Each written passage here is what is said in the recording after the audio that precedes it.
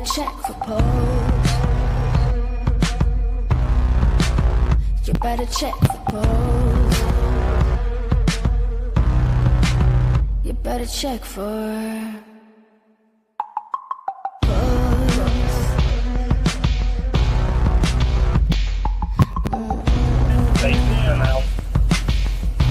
They are dead on that. all the bad things love can bring. All in the blind spot that we don't see. Wipe the dirt. It was earlier tonight. I don't. 13, she had her 13th birthday party. She was happy that we were all together. She wanted to walk the rest of the way.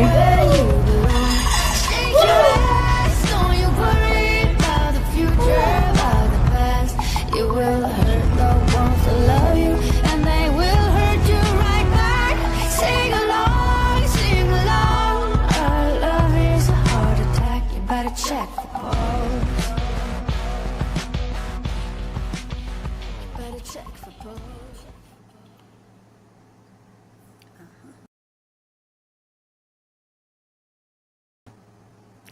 All right, everybody, welcome back to What's the Obsession True Crime. It is a Friday night What's the Obsession date night live stream, and tonight we are going to be talking about the Lindsay Clancy trial, which is, you may or may not know, just wrapped up, closing arguments this week, and we are now on day 2 of verdict watch in this trial. It's been a very compelling trial and a very emotional trial, a very, I think, educational trial in a lot of ways, but most of all, I think that we can categorize this as an absolutely heartbreaking and tragic trial. So we are going to be taking a look at the closing arguments that encapsulates the state's case, the theory of the crime, and also the defense theory. I just realized that I had seen some, thumbnails that were like, oh, Patrick Clancy's 911 call, and I was like, clickbait, because we know that 911 call was sealed, but thanks to Nate Eaton at East Idaho News, there has been a transcript of that 911 call released, and I do want to just read through that, so please just know we are going to be doing that towards the beginning of the live stream. It is really difficult material, so if that is something you just don't want to be exposed to tonight, then just know that's going to be happening in the beginning of the live stream. So welcome, guys. How's everyone doing tonight? It's so nice to see you. Hey, Cuff You, Honey Bun, Nilda. Hey, Lori, welcome. How are you doing? Hey, Kay, hey, how are you doing? Who is the victim and what were their faults in this trial? It's a very interesting question. And oh yeah, we're gonna have a community discussion too, so if anybody does want to come up and come on panel and talk it out, express your opinions, you're welcome to do that. Hey Alyssa, how's it going? My girl Honey Bun, 42. Oh, you're 42. Happy birthday. I remember a few years ago when you went to a oh god, what was that band? Oh my gosh. Oh god, help me out here. Help me out here. You went to a concert. Oh my gosh. Let's see. Hey, Eleanor Scott, welcome. How are you doing? Oh, falling asleep in the UK. Well, I hope you have a peaceful night's sleep. Hey, Nilda, how's it going? It's so nice to see you. Let's see. And hey, SB Notes, how's it going? Nice to see you as well. Okay, so have you guys all been following the trial? Yeah, and happy birthday. It was Gwen Stefani trial. That's right. Remember, you were so excited about that. So everybody, let's sing happy birthday to our honey bun. Happy birthday to our honey bun. And I can't really sing, so I'll let you guys just sing along. Imagine it in your minds. Everybody in your mind at least, sing happy birthday to honey bun. Oh, your birthday, September 20th. Okay, so it's like we're entering into your birthday month. There you go. So that's okay. We can celebrate all month for you, honey bun. You are so worth it. So let me know, did you guys all watch the closing arguments? Is that something that you want to watch tonight? Each closing argument for the prosecution and the defense is about 50 minutes long. Or we could look at some of the reactions, some of the responses that, commentators have given to the closing arguments. For example, I was listening to Alan Jackson talking about his opinion of how, the prosecution did. Did they prove their case or not? And what he thinks the verdict outcome is going to be. I thought that was pretty interesting. So you guys kind of think about that. Let me know where you want to go. And you can sort of, choose your own tragic adventure tonight. So, yeah. Horrible stuff. Okay, so have you guys seen the transcripts of the 911 call from Patrick Clancy? Have you guys heard that being read or read it yourself yet? Am I, behind here?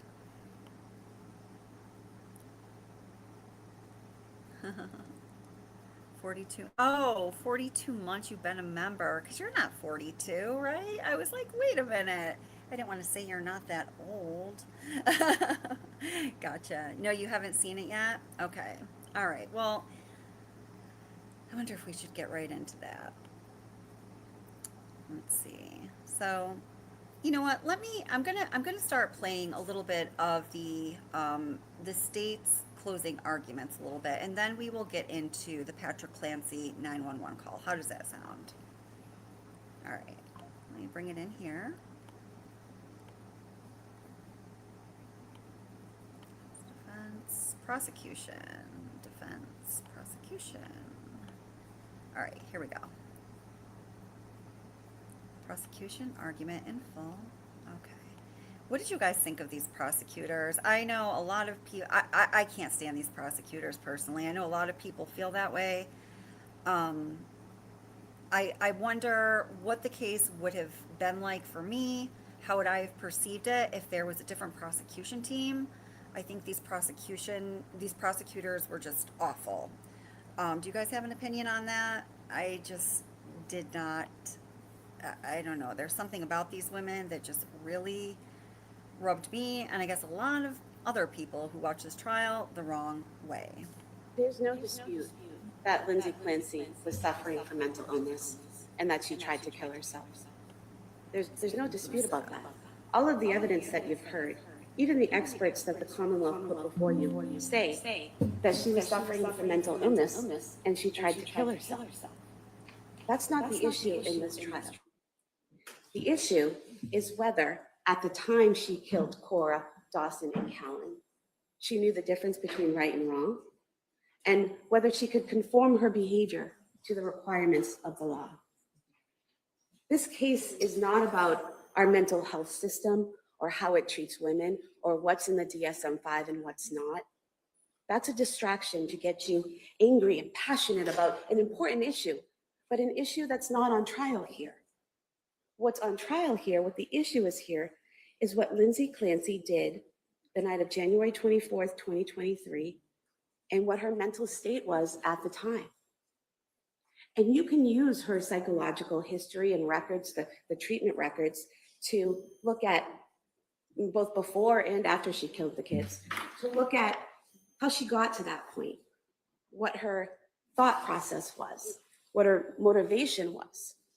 But it's not the system or the DSM or any of that that caused her to strangle her kids. In fact, she had more access to treatment and care and support than a lot of people do. She had health insurance that covered multiple doctors, multiple specialty programs, treatment at South Shore, at Mass General, her stay at McLean. She had prescription coverage to cover the different trials she went through. She had support at home. She had 18 weeks of maternity leave with the opportunity to extend that as much as she needed, which is excellent, which is what all women should have. But she had that. She had support from both sides of her family, hers and Patrick's. The two older kids, Cora and Dawson, were in preschool 3.5 days a week. And she had the nanny, Elaine, who helped with Callan 3 mornings a week. And she also helped her with housework and with food prep. This wasn't a woman suffering from a lack of care, a lack of resources. She had an abundance of help, an abundance of care. She had all of that and more. And, this doesn't mean that she wasn't struggling, that she wasn't dealing with mental health issues. She was. She had depression. And whether that's from bipolar or major depressive disorder or postpartum depression. It all boils down to she was depressed, right? And she was trying to deal with that, trying to get help for that. But it wasn't the fault of the providers that she was struggling with this or that she wasn't getting better. They were doing the best they could. You have the records, you heard the testimony. They were doing the best they could with the information she provided them. And that wasn't always accurate information. That wasn't always the full picture. And they were doing the best they could with her level of cooperation and compliance with the plan. Take her medications. You know from the records and from the pill bottles what she was prescribed and how she was supposed to take those medications. And you know from the pill bottles what she actually took. And sometimes those two things didn't align with what she told her providers, what she told Patrick, what she told her mother. You take the Zoloft, for example. The prescription was for one 25 milligram pill a day for 7 days, and then to go up to the 50 milligrams after 7 days. She told Dr. Tufts that she took the pills as prescribed for 7 days, went up on the 8th day to 50 milligrams, and that's when she had the insomnia and the other side effects and symptoms. She told Patrick that she took the pills for 7 days and they had no effect, so she called Dr. Tufts, who then told her to increase the dose. Well, you know what she told Patrick is not accurate because the pill bottle says, take it for a week and then increase it. That was the plan from the beginning. That wasn't the result of a phone call to Dr. Tufts. And you know what she told Dr. Tufts isn't accurate either because only 7 pills were taken from the bottle. So that leaves you two options. Either she took the medication as prescribed, 1 pill a day for 7 days, and then didn't increase it, which she says is what caused the side effects and the insomnia, or what she did was not take it as prescribed. She didn't do it 7 days and ease into it and then increase it. She either missed a dose or... They showed Lindsay Clancy's face, her reaction a lot while this argument was being delivered, this closing argument was being delivered by the prosecution. And I mean, what did you guys think? I mean, at times I think she just looks disgusted, horrified, which I'm sure she is. I can't imagine how hard it must be to sit in that courtroom and listen to this closing argument be delivered. And at other times I thought maybe she looks like she's been, given an extra dose of some kind of like sedating medication. What do you guys think about that? Increased it early before she was supposed to. Either scenario is not good. She knows as a nurse the importance of following the instructions of your medications. She knows how important it is to follow the plan and do what's on the bottle and do what your provider tells you and to give that accurate information to your provider. She didn't say, I went up a dose, went up to 50 too early. Maybe they could have adjusted that and tried the 25 milligram for longer and eased her into it. But no, she told her that she did what she was told and then went up and had these problems. So you can see that in a lot of the medications she has. You have the pill bottles that were turned in by Patrick, and a lot of them don't even have many pills missing from the bottles. Some of them have none. The Buspar prescription, the first one, there's only 2 pills missing. The second prescription, no pills missing. Oh. The Lamictal, she never took those pills at all until the night she tried to kill herself. So there's a lot. Oh, do you guys have an echo? Did the echo just start? Yeah, minor. I didn't like the prosecutors either. Because I think I have to mute myself. Did the echo just start, honey bun?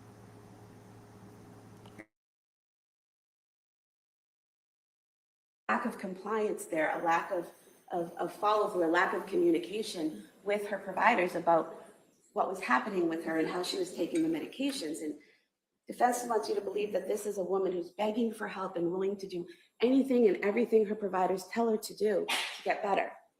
And she was asking for help. She wanted help. She wanted to get better. But she wanted to get better on her own terms, doing things her way, the way she thought she should do them.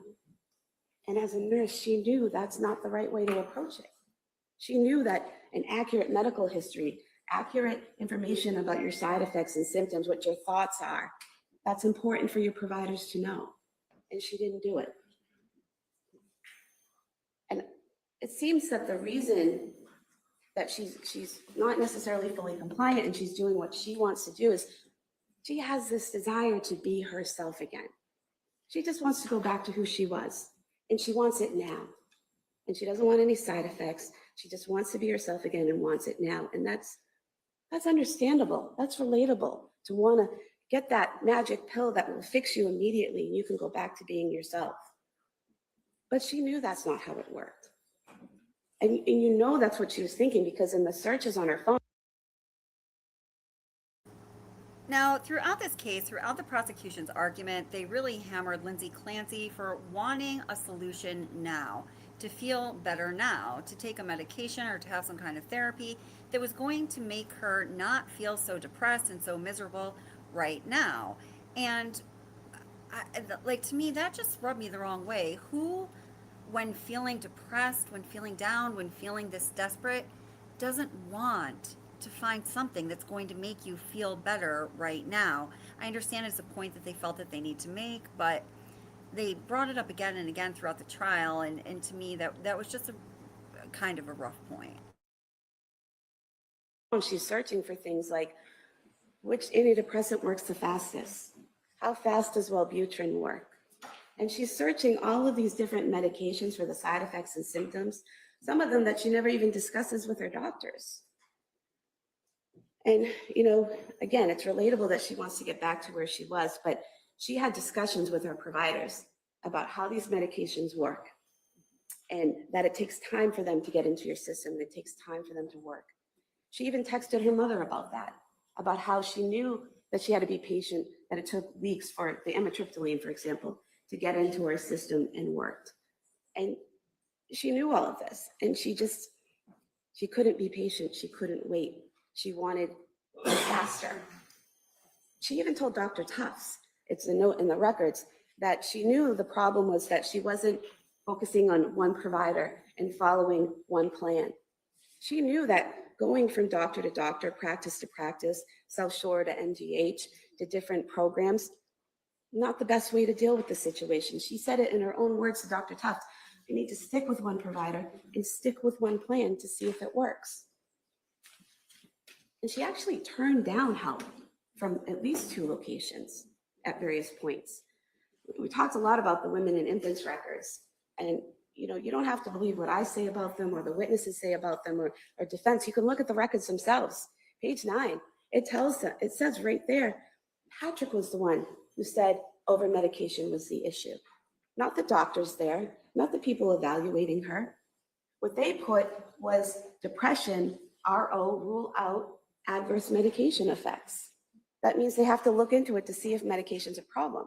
But there's a difference between an adverse effect, a symptom, or a problem with a medication, and being over-medicated, taking too much of a medication or taking too many at one time. There's a difference there. And women and infants never said she was over-medicated. What they also don't do is turn her away. It's not that she went there and they said, can't help you, go away. They told her, it's in the records, based on the onset of her symptoms, they weren't sure if it was postpartum or peripartum. They saw she had an issue. They wanted to help her. It says there, we offered her. They offered her 3 programs. They offered her the inpatient medical management program. They offered her a partial hospitalization program for general mental health. And they offered her an outpatient program. It shows they put a lot of thought into that, into offering her this care. When they gave her 3 separate options, considering she's a young mom, maybe she doesn't want to be away from home, but we'll give her the option of being in the hospital and getting her medications right. But we'll also give her the option of the partial hospitalization, where she can, be here during the day and go home to her kids in the evening. And then that 3rd option of being an outpatient and being able to be at home with her kids and come in for appointments. It was very thoughtful of them. It was very well planned out to give her these 3 options. And it's kind of the exact opposite of just turning someone away and saying, go away, we can't help you. And her response, oh, I'm going to talk to my provider about it for guidance. And she goes to Dr. Tufts. She sees Gelada at some point. You look at the records, she never discussed those options with them. She told them that Women and Infants turned her away and said she didn't qualify for the program. She didn't discuss those 3 programs that they offered her. So basically, they give her this offer of help, 3 different forms of help, and she's just, no, doesn't want to do them and doesn't discuss it with her provider. And also that first time she goes to Mass General, to the emergency room, they offer her a bed at McLean, and she turns it down.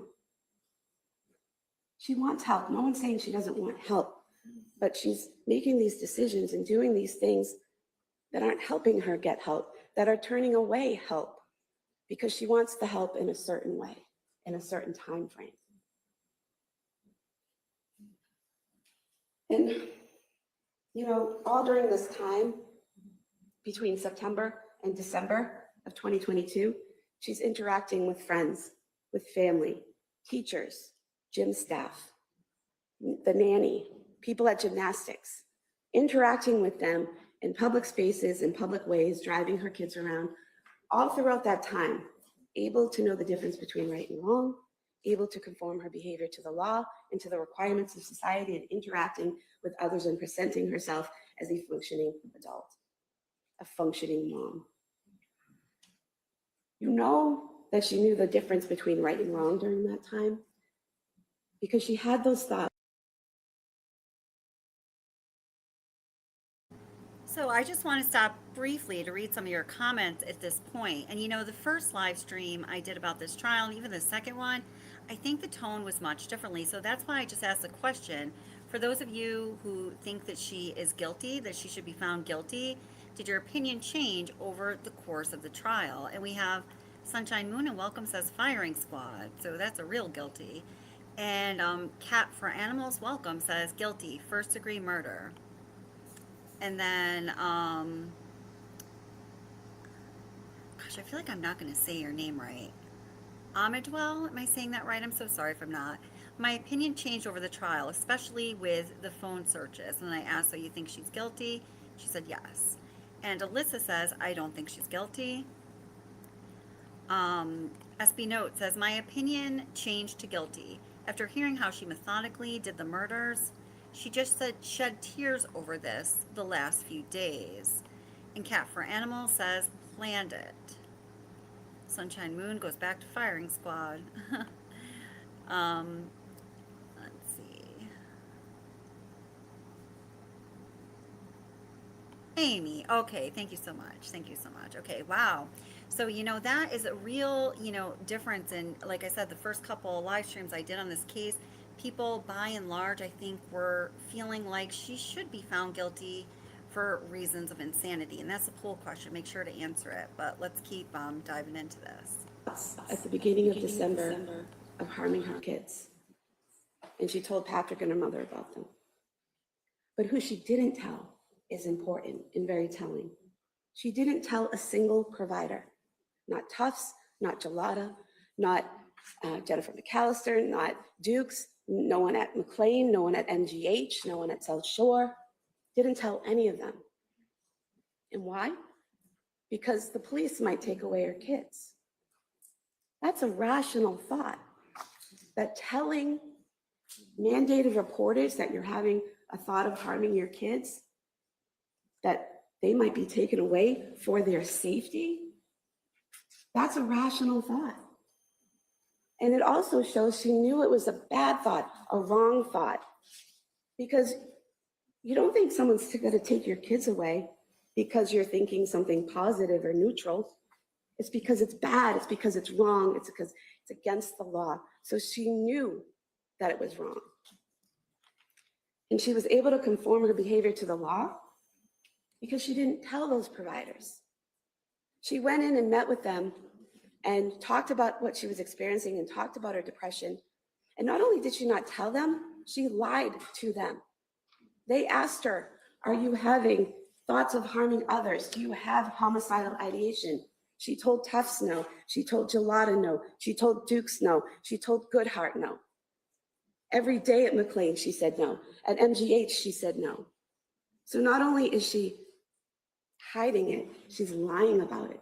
She's controlling her behavior. She's controlling the presentation she presents to her providers.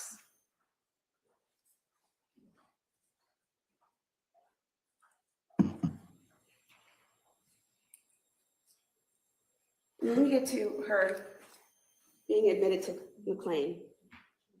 You know, up to that point, all of the drugs she's taken from September through December, they weren't given at the same time. The most she ever had at one time was 2 to 3 medications.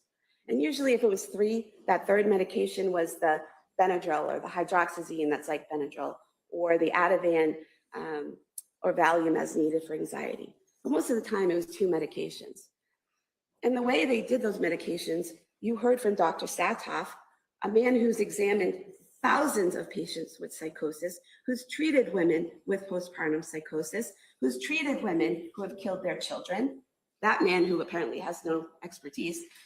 You heard from him that the medication trials were reasonable and rational.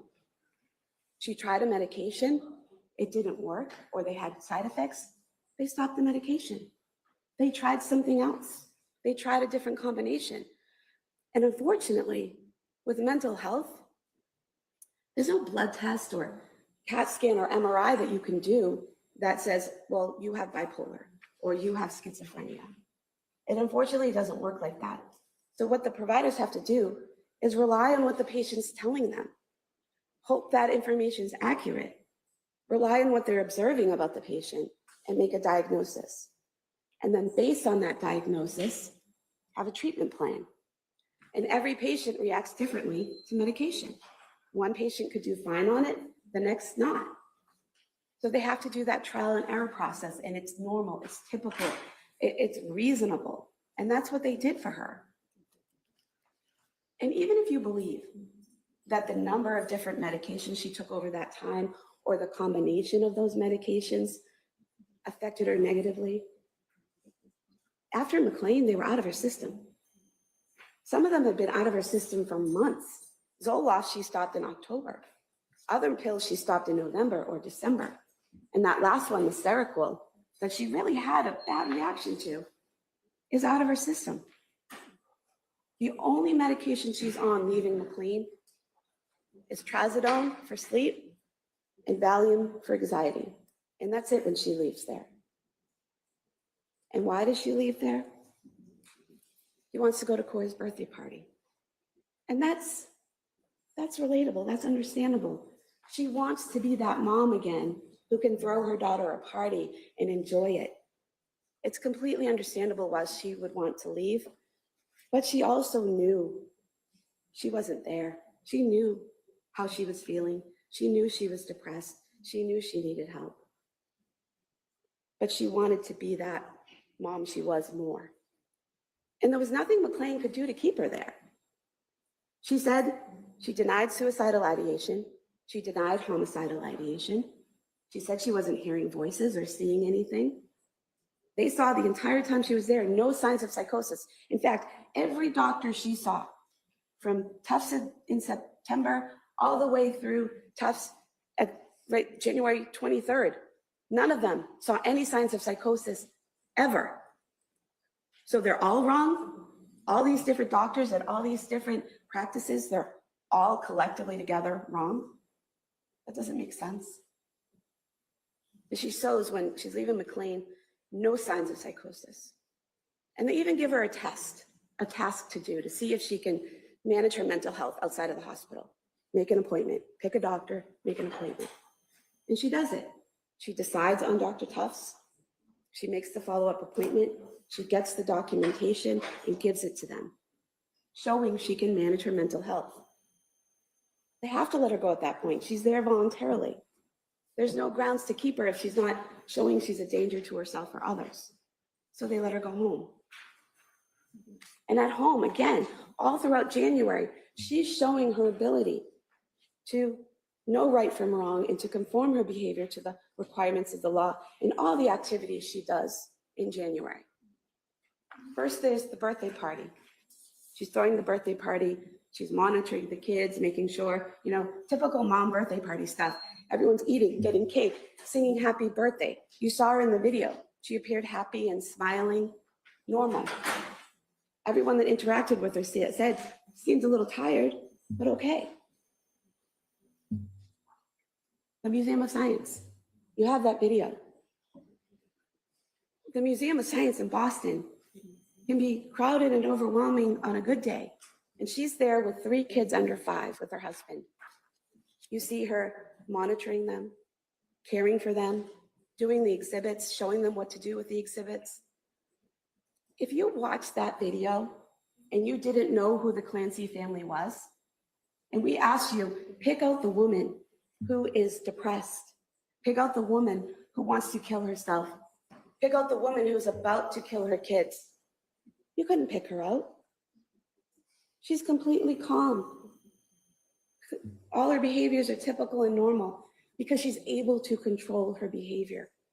She's able to be suicidal and feel those things, but control her behavior, control her thoughts, and present that image to the world. She's able to do it at the Cape Codder as well, similar scenario. She's able to watch the kids when Patrick goes to brunch. She's able to watch the boys when Patrick and Cora go skiing on the 16th. She's able to interact with the Carneys on January 22nd. And yeah, they both initially said she was quiet, but then they both admitted she was always kind of quiet. But she was able to interact with them, chat with them in the kitchen, seemed okay. In between January 7th and January 21st, her mother never comes to the house to intervene. Her sister, a licensed social worker, a mandated reporter, never comes to the house to intervene or help, never makes a report. And they're in contact with her every day, texting with her, calling with her almost every day, and never see any signs that they should be concerned or worried or intervene. And you have those text messages between the defendant and her mom. And her mom obviously was very attentive, very caring, asked very pointed questions. How are you doing? How are you sleeping? How are the medications? Obviously, a very concerned, loving mom. How did Lindsay answer?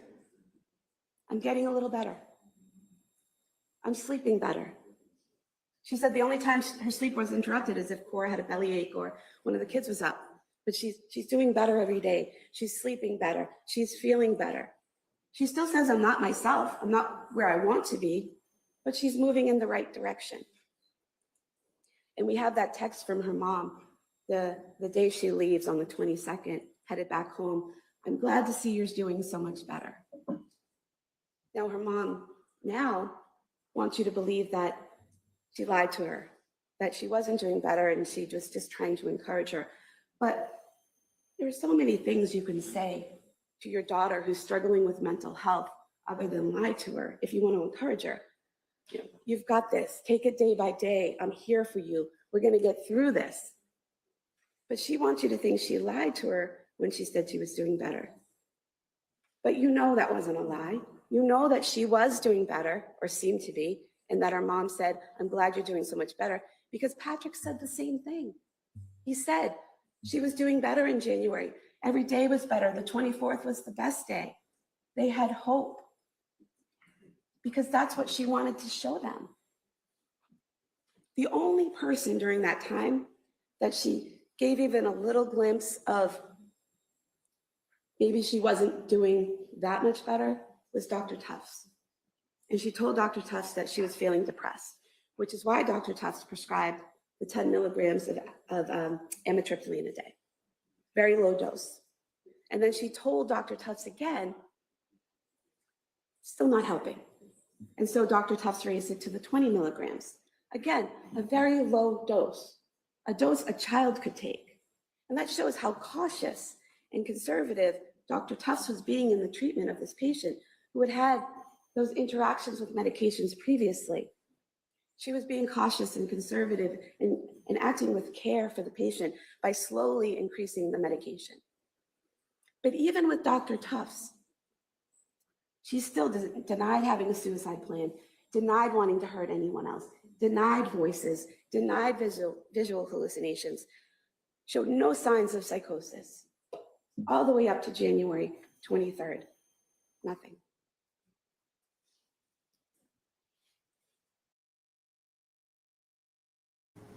Okay, I just want to take a quick break. And wow, I am surprised by your opinions, and I respect all of your opinions. I just expected the opinions to be more split. Like I said in previous live streams, they definitely were. So I don't know, maybe it's a different crowd, or if, the prosecution did, in fact, do their job in this trial. So some of you were talking about just, the way that Lindsay appears, like you see a darkness in her eyes. Maybe some of you have seen this video, but I just want to show you a quick 45-second video of Lindsay right after she graduated nursing school and was going into the nursing profession. And I just want to see if you have a reaction to this. So I'm going to switch it out really quick, and then we're going to come right back to this, okay?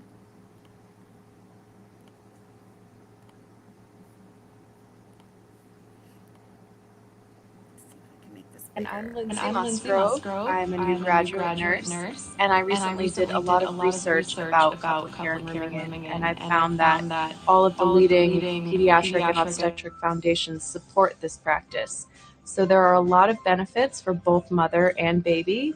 For the mother, you can start forming a routine with your baby. You learn to sleep in chunks as your baby naps. You have less anxiety about your baby being out of your sight, so you actually are able to sleep better and deeper than when you send your baby to the nursery. This is a great way to have successful breastfeeding. You're always there with your baby. You can learn your baby's cues and needs when they need to feed, when they need diapering, when they need rest. So I don't know, do you have any reaction to that? When I watched that, I just noticed that, she just has a very, flat affect. And this isn't necessarily saying anything about her potential to have psychosis or to be, become, like insane for legal purposes at some time. But I don't know. I'm wondering what you guys think about that. Taterbug says emotionless and flat. Yeah. Taterbug was the one that said she has those black, empty eyes.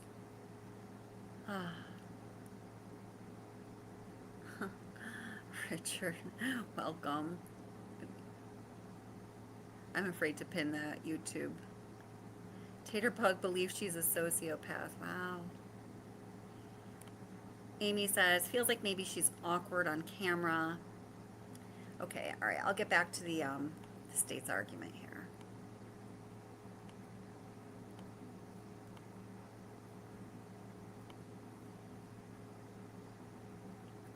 No matter what, I can't stand these prosecutors, guys. Can't lie. And if you look at her journal, you look at this journal that defense counsel showed you, she's very detailed, excuse me, about when she took medication, what she took, the amounts she took, what the effect was for months, starting in October and going all the way up to January. And where it stops, January 18th. Someone who's been so meticulous about everything all the way up to January 18th, and it just stops. And it's as if she's decided she's done trying. She's decided that it's too much and she doesn't want to do it anymore. And so she just stops keeping track of the prescriptions. And then we get to January 24th. Everything that happened that day, every person she interacted with, every situation she was in, shows you she knew the difference between right and wrong, and she could conform her behavior to the law. The doctor's appointment first thing in the morning. She's able to drive there. She's able to interact with medical professionals.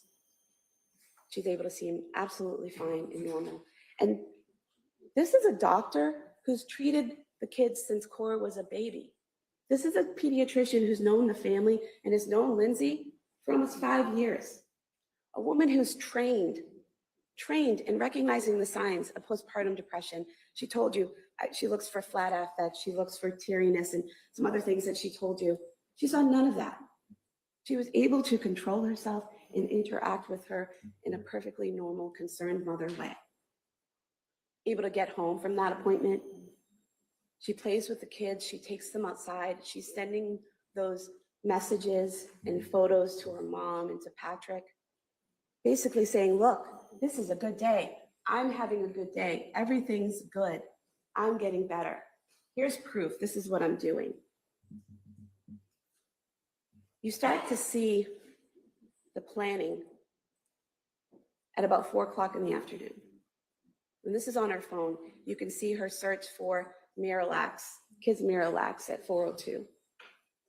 And then a little while later at 4:13, you see her search for takeout from 3V. And then immediately after, she does the Apple Maps search to see how long.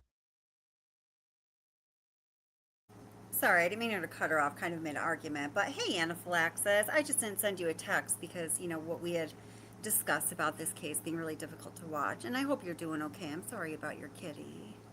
Alyssa was saying that how was her DNA not on the exercise bands or the instrument she used to cut herself? Well, I didn't know about the instrument she used to cut herself, but according to the forensic specialist that I have, you know, kind of referred to on that issue, it was a very complicated DNA situation because think about it, each of the children are going to have 50% of Lindsay's DNA and 50% of Patrick's DNA. Patrick's DNA was found on those exercise bands, but they said that would be too expected. You know, he did take the exercise bands off the children's neck, and when he did so, he was probably in kind of an excited state of where he was maybe sweating, moving fast, more likely to shed, you know, DNA cells. And that it would be very hard to determine, you know, the specific DNA composition because everybody that was involved or potentially involved was a family member. So does that answer that a little bit? Alyssa, are you somebody who thinks that Patrick might have some involvement in this? I'm just curious. How long it takes to get to 3V. Well, defense wants you to believe that, you know, she was checking that because she didn't want him gone for too long. She wanted him home. She was in distress. If you're in distress, don't send him anywhere. Make food at home, have him cook, get delivery, get DoorDash.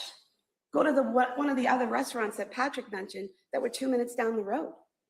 And she didn't have to look up on Apple Maps to see where this restaurant was. You heard from Patrick, they had been there at least 3 times in the months before. She had lived in that area for 4 years.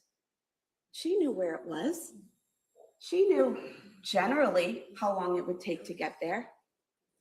What she needed to know was how long specifically on that night it would take to get there, because she knew she would have a limited amount of time to do what she wanted to do. And what she had decided to do was to kill the children and then kill herself. And so she needed to know, not generally, but exactly how much time will I have. And then obviously sees that that's not enough time. So then she searches CVS.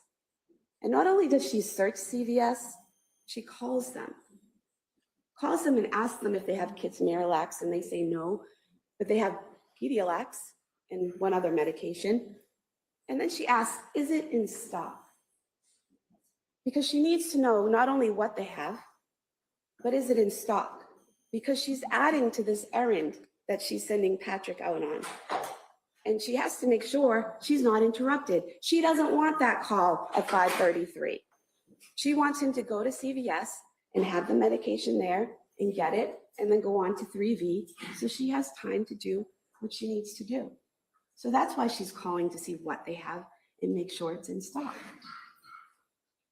It's a level of planning there and thinking and decision-making that Dr. Satoff referenced. And then after that, she texts Patrick, you know, it's been a long day, can we do 3V? And he's on board with that. And she's like, okay, check out the menu, let's get on this. And he asks her what she's getting. She tells him the Mediterranean Power Bowl. He says he's getting the pork belly risotto. 5:10 p.m., she's calling that order in. She's talking to the hostess. She gets the order accurate. She is able to answer questions about how she wants her food. She's able to recall and give Patrick's phone number and his name is the person picking up. And then Patrick's leaving to go get the food. And as he's leaving, the kids are in the living room on the couch eating. The defendant's in the doorway near the basement door. And she says to him, oh, basically, oh, by the way, can you go to CVS? Acting like it's this last minute thought, like, oh, by the way, can you get this? And not something that she's been planning for over an hour. She knew about the Pedialyte and she knew about 3D and she knew all of that before she even asked him about dinner. But it's like, oh, can you go to CVS on your way and get kids Pedialyte? And he, of course, is like, sure, I'll get that. And he heads out the door at 5:15. And you know that's the time he leaves because he says to her, yeah, just text it to me. And that's such a normal kind of interaction that we have in your common sense and life experience. You're headed out the door to run an errand and someone in your home says, oh, while you're out, could you get me X, Y, and Z? And you're like, yeah, sure, just text it to me. Because you don't want to get there and be like, oh, what did they want me to get? It's such a normal interaction, right? Can you get this for me? Sure, text it to me. And he heads out the door and she texts it to him at 5:15 p.m. And then he goes to CVS, even though she's told him what to get and they have it, he still makes that call at 5:33. She calls him back at 5:34, and then he heads out to 3V and then comes home. And when he gets home, puts the things on the counter and it's quiet. It's quiet in a way that a house with 3 kids under 5 should not be during waking hours. So he calls out to them, no answer. He goes to the basement door and opens it and yells down and no answer. And he closes the door. He calls her phone, no answer. He goes upstairs and is able to unlock the door and see the blood and see the window open and go down to her. And when he goes down to her, she's no longer actively bleeding. He doesn't have to put pressure on any of her wounds. And he says to her, what did you do? And her response is, I tried to kill myself. And then it's, where are the kids? In the basement. It's not, I heard a voice, I was compelled to do this, I didn't want to do this, go help the kids, they're hurt, they're in the basement, go save them. No, it's, I tried to kill myself, and the kids are in the basement. And defense wants you to believe that conversation couldn't have happened because of how she sounded on the 911 call. But you heard from the doctors, people can deteriorate over time. When he first gets there, she's able to talk to him. And as that progresses, she's losing the ability to talk. And there's nothing in the medical records about her throat being crushed or her thyroid being crushed.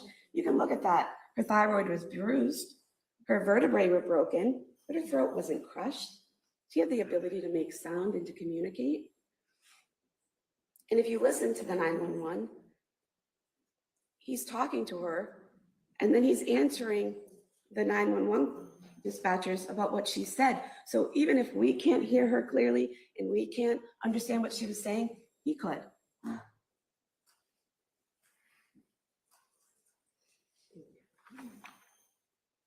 You know from all of the evidence that you have, putting aside the experts, but all the evidence you have in terms of crime scene photos and videos and the witness testimony and all the medical records, you know how she killed them, where she killed them, what time she killed them, and the order that she killed them in. Even without what she told the doctors about the order, that's something you can infer from the evidence. Because you know, in order to bring the kids to the basement and strangle each one of them, and then come upstairs and get a knife and have a phone call, and then go upstairs to the second floor and either take handfuls of pills or crush them, however she did it, take the pills, and then cut herself. And it's not just 3 cuts, it's the hesitation marks, and then the cuts themselves. And then you know she bled in a couple spots for a little while, because you heard from Sherry Crook how the pooling in front of the mirror is someone, basically the blood dropping down, and someone. Oh, I'm sorry. I didn't mean to cut that cool off in the middle of her statement again. But I'm going to change the poll. So I just want to let you know the poll result. So my question was, do you think that Lindsay Clancy will be found not guilty for reasons of insanity? And 55% of you said yes, and 45% of you said no. So we're split nearly right down the middle. So I'm a little bit surprised about that. So let's see. Jennifer just inspired me to put up a new poll because she said that the jury is split like us. So the question is going to be, do you think this jury is going to be hung? Because I personally, I have a very strong feeling that is how it's going to go. There for a period of time, and then over closer to the window, the same thing. So she's bleeding in front of the mirror for a period of time, over by the window for a period of time, and then she goes out of the window. And whether she dove out or climbed out and slid down, whatever you think that evidence shows from the shingles and everything you've seen, whatever happened, she goes out of the window and she's on the ground. And by the time Patrick gets there, she's no longer bleeding. So for all of that to happen in that short amount of time while Patrick's gone, she had to have started killing the kids immediately after he left. Now, defense wants you to believe that it was after the phone call, that after the phone call, she heard the voice and killed the children. But there's a few things about that don't make sense. First is what she told Dr. Satoff, that when she gets the call, she's at the fridge getting chicken nuggets out of the fridge to make dinner. You heard from Patrick, when he's leaving, Dawson is sitting on the couch eating chicken nuggets and green beans out of a bowl. There's the crime scene photo of 2 bowls on the couch. Yes, the pink one seems to have some vegetables in it, but there's the blue one there as well. I just want you to remember that because I love how Kevin Reddington in the defense's closing argument just absolutely, he just basically mocks this argument that she's making about the bowls of chicken nuggets, and just keep that in mind if you haven't heard his closing argument yet. And Patrick saw Dawson eating the chicken nuggets and green beans. So why would the defendant make that up? Why would she say she's doing that during the phone call? Because if she's already killed the kids because of a voice and being compelled and it being against her will and she's like a puppet, then she can't get a call and miss it and then call the person back and have a conversation and then hang up. A puppet can't do those things. Those are decisions and choices and actions that she's controlling. So she has to explain away the phone call because her behavior and her ability to have the phone call don't make sense if she's being compelled by her voice, if she's not in control. And you, further on that, you have the phone. You have the flights climbed. There were 2 flights climbed. You can see, you have Ian Whiffin's report. You can see there were 2 flights climbed. The first ends at 5:33. So it makes sense that she has killed the kids in the basement and she has come up the stairs, and at 5:33, she's in the kitchen and she's getting the knife. And then Patrick calls. Everything she's done, everything from the research to making sure what they had, to telling him to get it, to making sure it's in stock, all of that, and he still calls her, he still interrupts her. And then she gets the knife and she goes upstairs and she's at the top of the stairs by 5:38. So the phone calls from 5:33 to just before 5:35.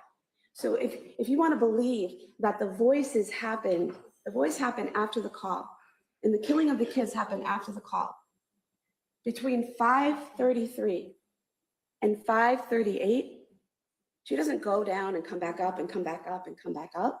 There's nothing on that phone about that. And there wouldn't be enough time for her to bring those kids down to the basement and strangle each one in 3 minutes. You heard from the doctors, and Dr. Lapisato included, it could take up to 30 seconds for each child to go unconscious. And then strangulation would have to continue for another 1 to 2 minutes to cause death. And Dr. Laposada wanted you to believe that the band could just stay there around their necks by themselves. But you have the bands. They're exercise bands. You pull them, they resist, you let go, they snap back. I had to hold them up to show her in circles like around someone's neck. And when I let go, they expanded. They don't stay around someone's neck on their own. You have to pull them. And you know they weren't knotted. Patrick never testified that they were knotted. So I'll take this one. He testified that he didn't have a clear memory, but he remembered that they were possibly looped. And I asked him, like, when you're tying your shoe, that first loop before you do a bow? And he said, yeah, kind of like that. So not knotted, not tied, but even his memory wasn't the best. You heard him on that call. And that's why we had to play the call for you, because you could hear him. You could hear when he found each kid. And you knew that he had the phone with him when he found each kid, because his voice, it never sounded like he was in another room. It always sounded so painfully right there. And so you know he's holding the phone and he's not untying knots, and he wouldn't have had the time to untie knots in that short amount of time. And then you have the firefighters looking in the window, seeing him with Dawson, and he's not untying a knot or unlooping something. They say they see him in an unwinding motion, unwrapping. That's why you had to listen to the 911, to show that she did stand over their limp bodies and strangle them for 1 to 2 minutes after they went unconscious. Because those weren't knotted, they weren't tied. They don't just stay there on their own.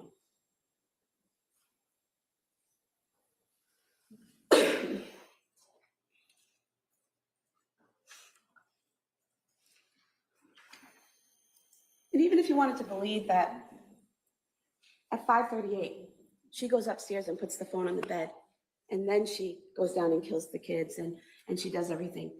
5:38 to just after 6 p.m., because he's making the call to her at 6:09. There's not enough time between 5:38 and just after 6 p.m. to kill all 3 kids, to get the knife, to take the pills, to cut herself, to bleed, to go out of the window, to stop bleeding, and Patrick to get there. In 20 odd minutes, it's not enough time. So you know she killed those kids as soon as he left. And when she got the call from him, she had already strangled them. And she didn't tell him. She didn't ask for help. She didn't say, oh my God, what have I done? She's a nurse. She didn't go down and try to do CPR and help them. No, she lied.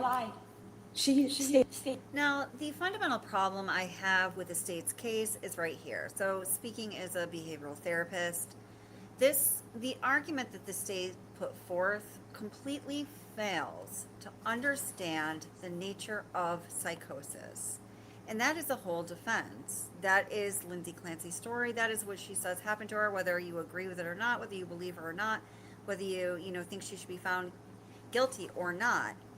The prosecution's case completely fails to grasp any human understanding of mental illness, or specifically the mental illnesses that I certainly do believe Lindsay Clancy was going through. Again, if that makes her legally guilty of murder or not, that's a whole different story. And whether she did actually experience psychosis or not, you may believe that or you may not, but she was experiencing some severe mental illness. I have absolutely no doubt about that personally.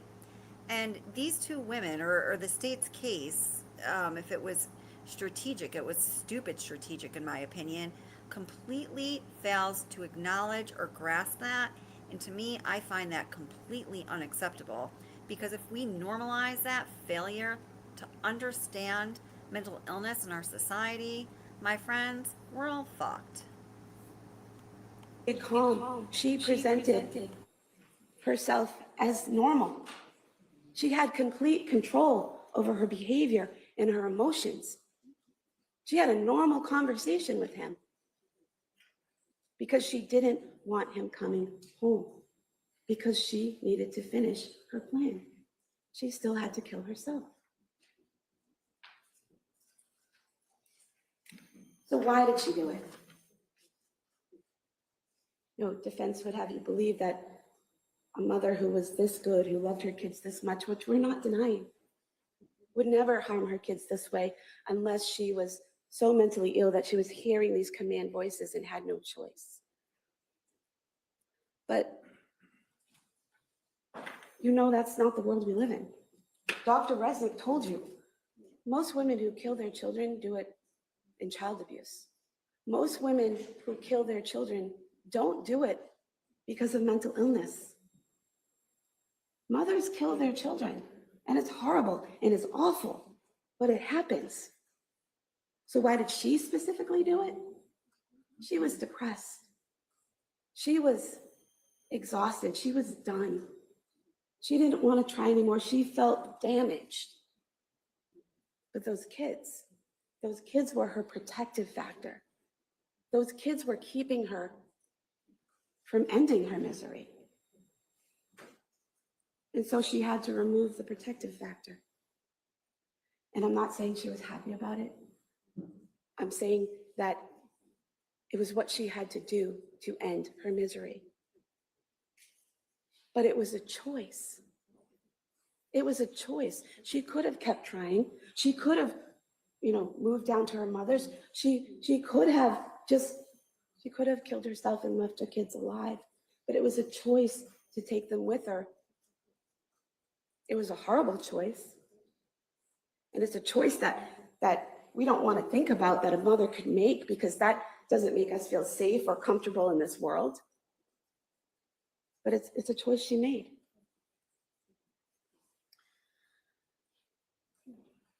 She knew it was wrong because she sent Patrick out to do it. She could conform her behavior because she waited until he was gone and didn't tell him what was going on those phone calls, didn't call 911 for help, didn't lock herself in a bathroom upon hearing this voice. She knew it was wrong. She didn't take advantage of this situation. She created this situation, this opportunity to do what she wanted.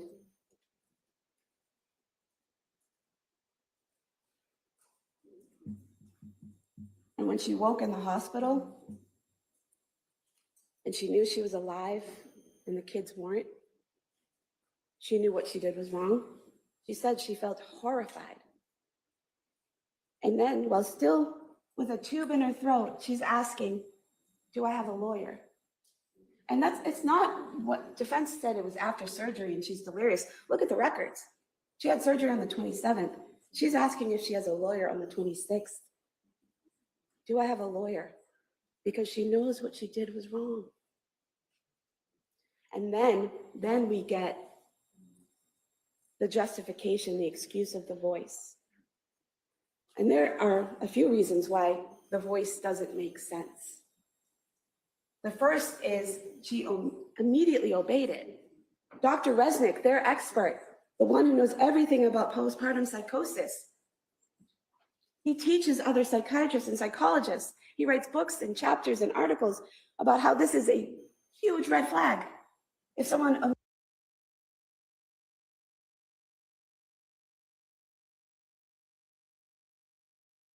Sorry for the lag when I pause. I just have to do this so there's no echo.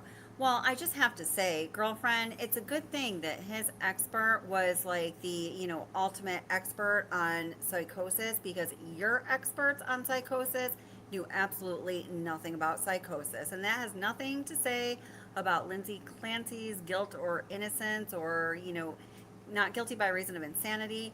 But the experts they put on the stand in their rebuttal case absolutely sucked, and in my opinion had absolutely no expertise in the field. I was shocked. Immediately obeys a voice. You heard him talk about Andrea Yates, about how she heard voices to kill her children for months. And what did she do? She committed herself 5 times. She tried to kill herself twice to avoid harming her children. It is said that was all accurate. Let's move on from that. Lindsay Clancy hears his voice one time and does it. Doesn't try to lock herself in the bathroom, call Patrick, call 911. Doesn't try to leave. Leaving little children alone for 20, 30 minutes, not the greatest option, but it's better than killing them. She doesn't try any tactics to avoid the voice. She just obeys. Another red flag that Resnick was asked about and teaches and writes about is that she only heard the voice one time. She never heard it before, and she hasn't heard it since. So now that works. It's a red flag that she's making up the voice. Another one is that what she said the voice told her isn't consistent. At the hospital, she says the voice said, you have to kill your children so you can kill yourself because they'll suffer without you. What she tells a lot of the doctors is, it says, this is your last chance. You have to kill the kids so you can kill yourself. And then she tells the chaplain, a third version, you have to kill the kids so you can kill yourself because they're in danger. There's these three different versions. Another red flag, it doesn't make sense that she's saying the voice says all these different things. And then the fourth thing that doesn't make sense about the voice is that it's vague in its command. It doesn't tell her how to kill the kids, where, with what, nothing. It says kill the kids so you can kill yourself. So she had to choose where, the basement. She had to choose how, strangulation. She had to choose with what, exercise ban. Choose again, exercise ban. Choose again, exercise ban. She had to choose how to kill herself. Now, if you're being compelled by this voice and you have no free will whatsoever, you're just your body's acting on the voice, why wouldn't you just kill yourself the same way you killed the children? You strangled them, you hang yourself. That's acting on compulsion, that's no choice. She tried 3 different ways. And none of them similar to what happened to the kids.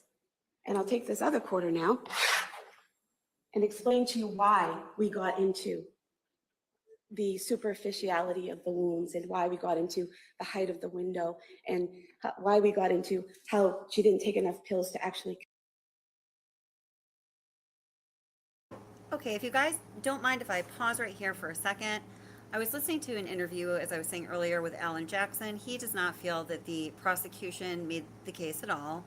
But, when talking about having an understanding of psychosis, and Cuff, I know that you do understand psychosis, I think that he explains really well the general misconception that we have in our society about psychosis and, how the prosecution really did not hit the nail on the head, so to speak, in this one when talking about psychosis. And as I said earlier, it drove me crazy throughout their entire case. I feel they completely missed any kind of understanding or conception or acknowledgement of, the nature of psychosis. Whether Lindsay Clancy suffered from it or not, it drove me crazy that they just can't grasp the nature of psychosis or mental illness, in my opinion. So I just want to play what Alan Jackson had to say about that for you for just a minute, where it's relevant in this argument here. I think I found it.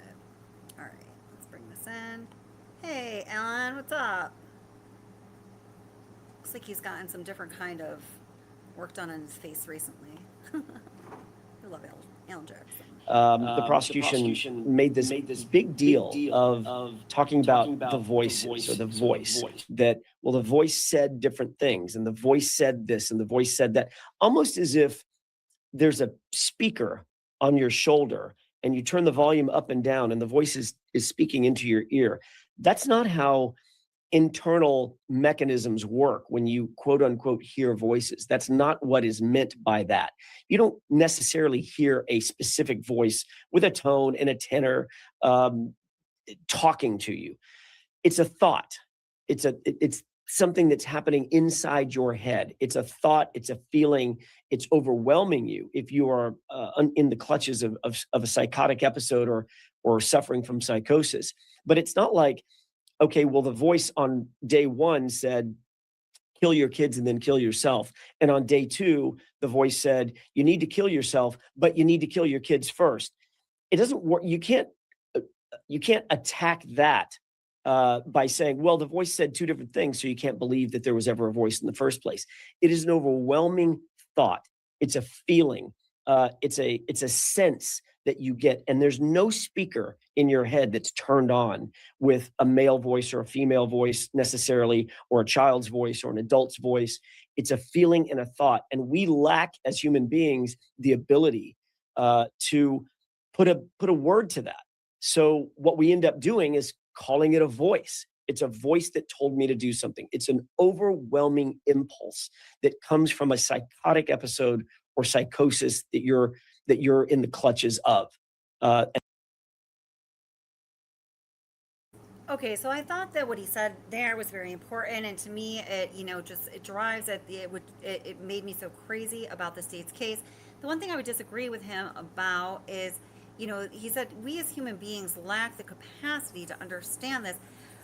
I think we as human beings don't lack the capacity to understand it. I think that there is enough evidence-based data, experience, and anecdote experience that human beings have had over time that has been documented and turned into data and made into evidence that give us an idea of what that experience is like. I don't think we lack the potential to grasp it, but certainly the prosecutors in this case lacked the ability to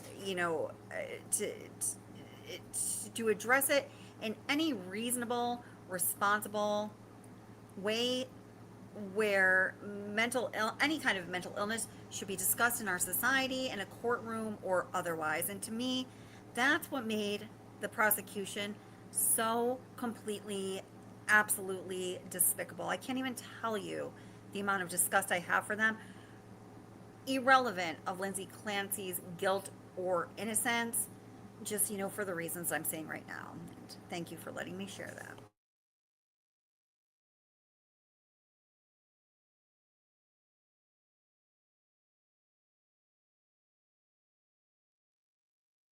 Kill herself. We're not saying she didn't want to kill herself. We're talking about that third prong of suicidality that Dr. Satoff talked about. Remember, he talked about aloneness and feeling burdensome, but that third category, capability. She wanted to kill herself, but her natural instinct to live was fighting against that. So she took pills, but you heard the toxicologists, they were all at therapeutic levels or below, except the Seroquel, which was a little elevated. She cut herself, but you saw the cuts on the meaty part of her arm horizontally. No arteries, no major blood vessels. Didn't need to be stitched the next day. The one on her neck didn't need to be stitched at all.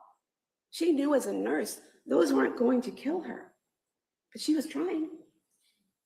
And then going out of the window, 12, 13 feet, she landed the wrong way and ended up paralyzed on the frozen ground. But, the idea that falling out of a 12-foot window is going to definitely kill you, not necessarily. And so she wanted to, she was trying in all these different ways, but she just couldn't get over that third prong, the capability of actually killing herself.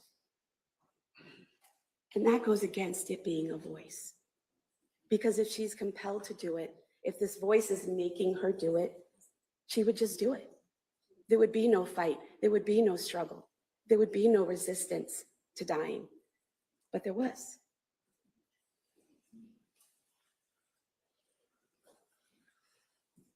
I guess the third one is Dr. Zeisel. We've never said that he told the defendant what to say. Not one witness, not one piece of evidence. The only person that said that Dr. Zeisel, that we were trying to say Dr. Zeisel told her to make up the voice is defense counsel. He's the only one that asked about it. He's the only one that brought it up. We have never said that in this courtroom, and no witness has said that we've asked. She knew what she did was wrong. She could conform her behavior to the law and chose not to. And she didn't expect to have any consequences because she expected to die with her children. And we get to what we have to prove is that first degree is deliberate premeditation and extreme atrocity and cruelty. You know it was deliberate premeditation because of the way she killed them and the way they died. And the order also shows a rationality. The order she killed them in. Because Cora and Dawson are older. If she had tried to strangle one in front of the other, they would have known this is bad.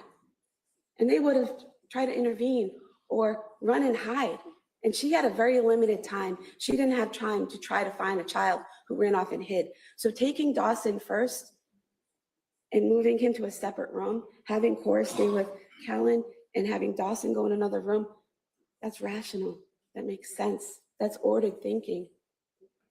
And we didn't show you that post that she made about Dawson being a handful and not being compliant to show she was a bad mom. We showed it to you because it proves she knew that he was a handful. She knew that he was less likely to be compliant, to just go along. She knew that he might struggle. And so it made sense rationally to remove him and separate him first and kill him first. And she brought him into that room, into the office, and closed the door, and she wrapped that band around his little neck. And she squeezed until he was unconscious. As the blood's pooling in his face and causing those blood vessels to burst, causing him pain and panic and confusion. And defense calls Dr. La Posada to say, no, it wasn't 20 or 30 seconds. It was only 5 or 10 seconds until he went unconscious. I'm sorry, how many seconds is it okay for them to have been in pain and panic and confusion? How about it wasn't okay for 1 second for any of those children to feel that? And they all felt it, all for up to 30 seconds. And then she continued strangling their limp bodies for 1 to 2 minutes to make sure they were dead. Deliberate premeditation. And then extreme atrocity and cruelty. The indifference that she showed to their pain, to their struggle, to their suffering, leaving them there on the floor with the bands around their necks, completely indifferent because she had a plan and she was following it through. Just think of that. The being strangled and the pain and the confusion that they're going through, and it's being done by their mom. Their mom is the one that's hurting them. Their mom is the one that's killing them. That's extreme atrocity and cruelty.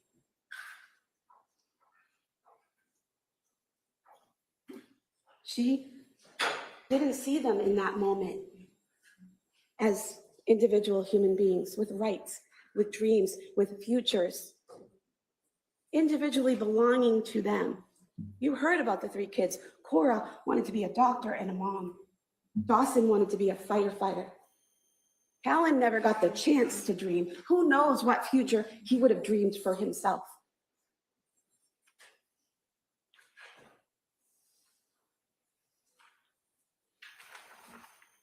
She killed them, and she left them there on the floor with the bands around their necks. She didn't bring them up to their beds and put them with their favorite stuffed animal and cover them up gently and lovingly, leaving them peacefully there. No. She left them discarded on the basement floor like broken toys because she was done playing the game. You know to a moral certainty, she is guilty.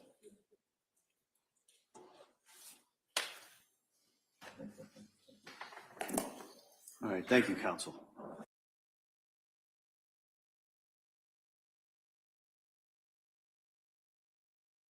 Okay, sorry, Richard, that last comment I was addressing to you, I realized I was running out of time and I didn't spell the words right. Okay, yeah, so let me take that one down. Later, prosecution, bitches. Oh, gosh. Yeah, this is just such a hard case. You know, we're gonna go over the Patrick Clancy 911 call transcript that just recently came out. And then we'll look at the defense closing. And you know, I just want to say that, you know, my main perspective on this whole thing is as a behavioral therapist, and it is our responsibility as a society to address mental health issues. And now you might say that this isn't just a mental health issue. She killed them out of cold blood. You know, I mean, honestly, I'm not. Perhaps the reason I believe so strongly there's going to be a hung jury is I'm a little hung on this myself.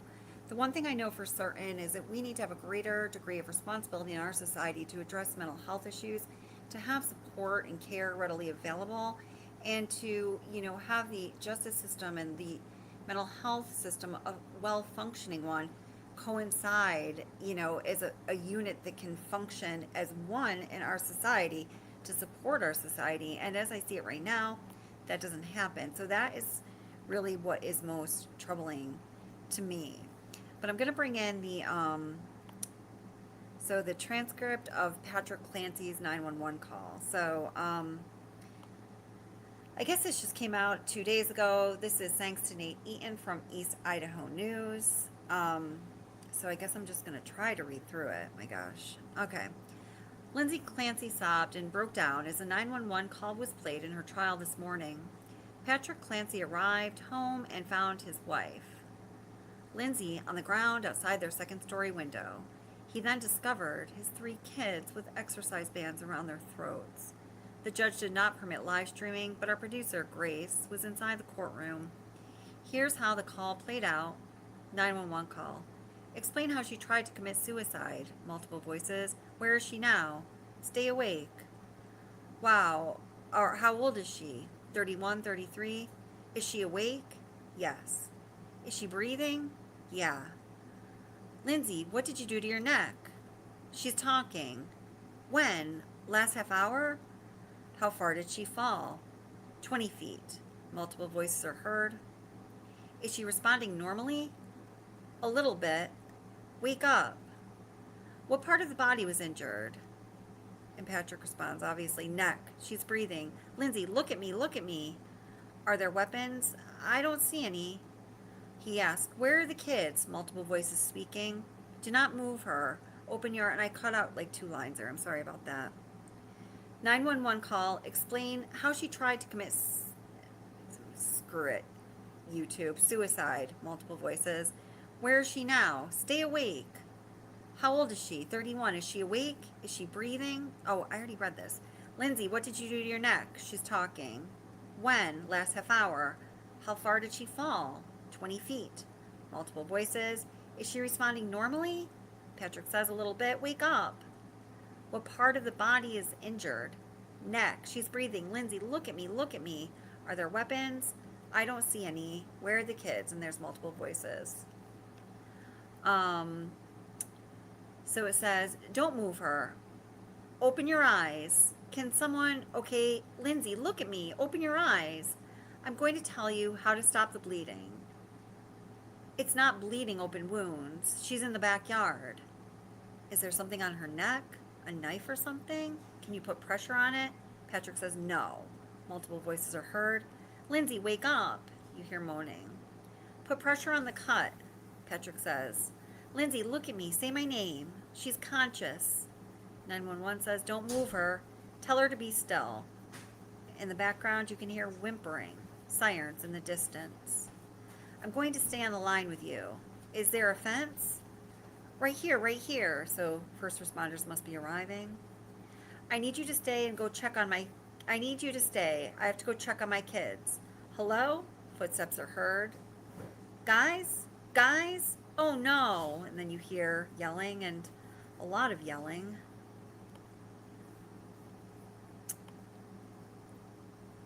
Guys? Guys? Oh no. Yelling. Oh no. Yelling. Wake up. Screaming. Screaming. What is he screaming about?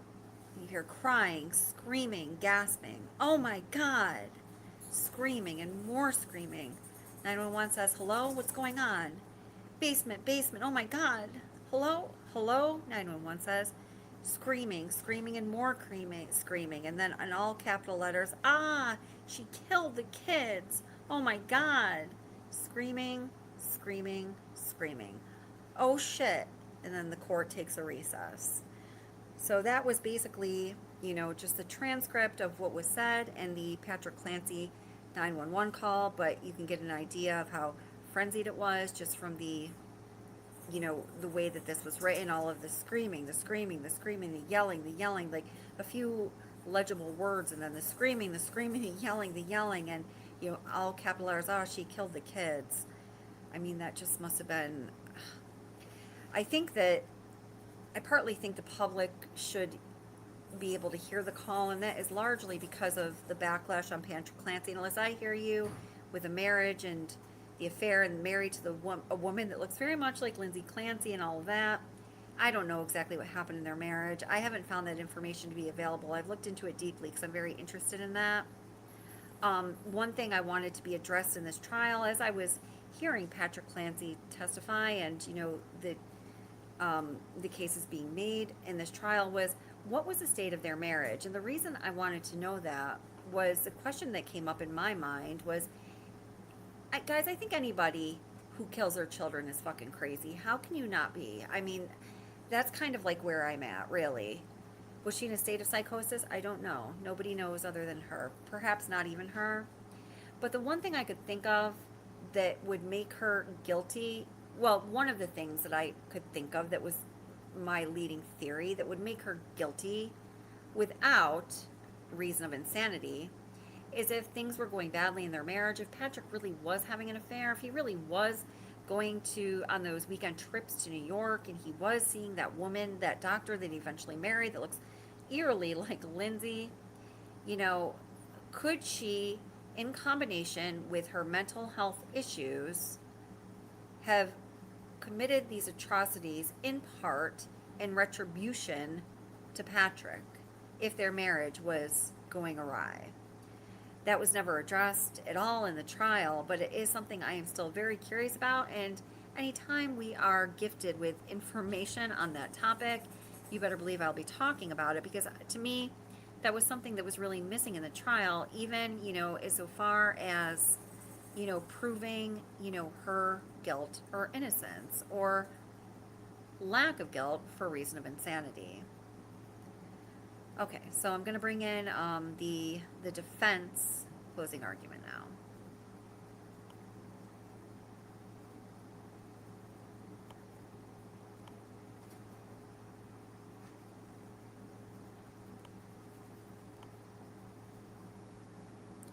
I know some people don't like him. I love this man. I think he's awesome.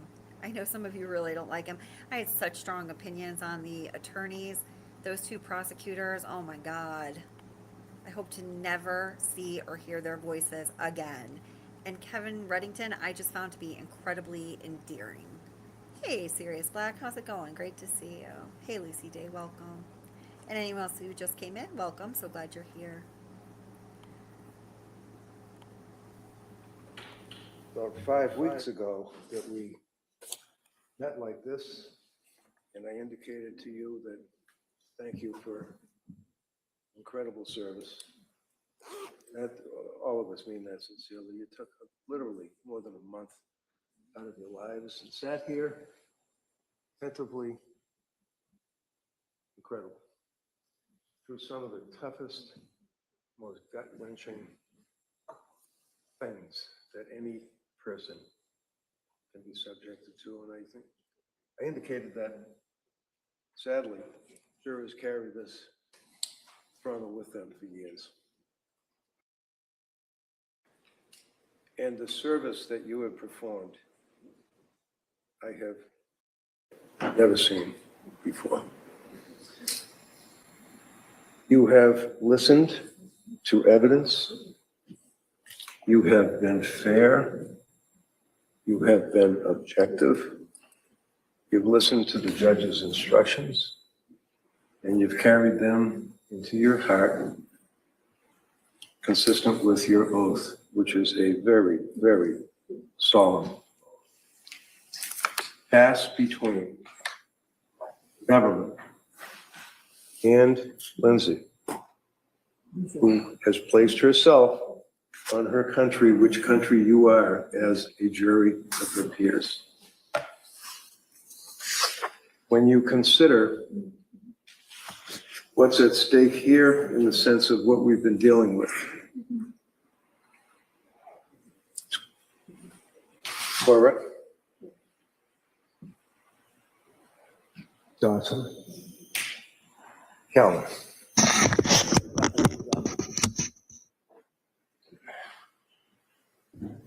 She knows loss. And that's why we think Cora, Dawson, Calvin. For a minute.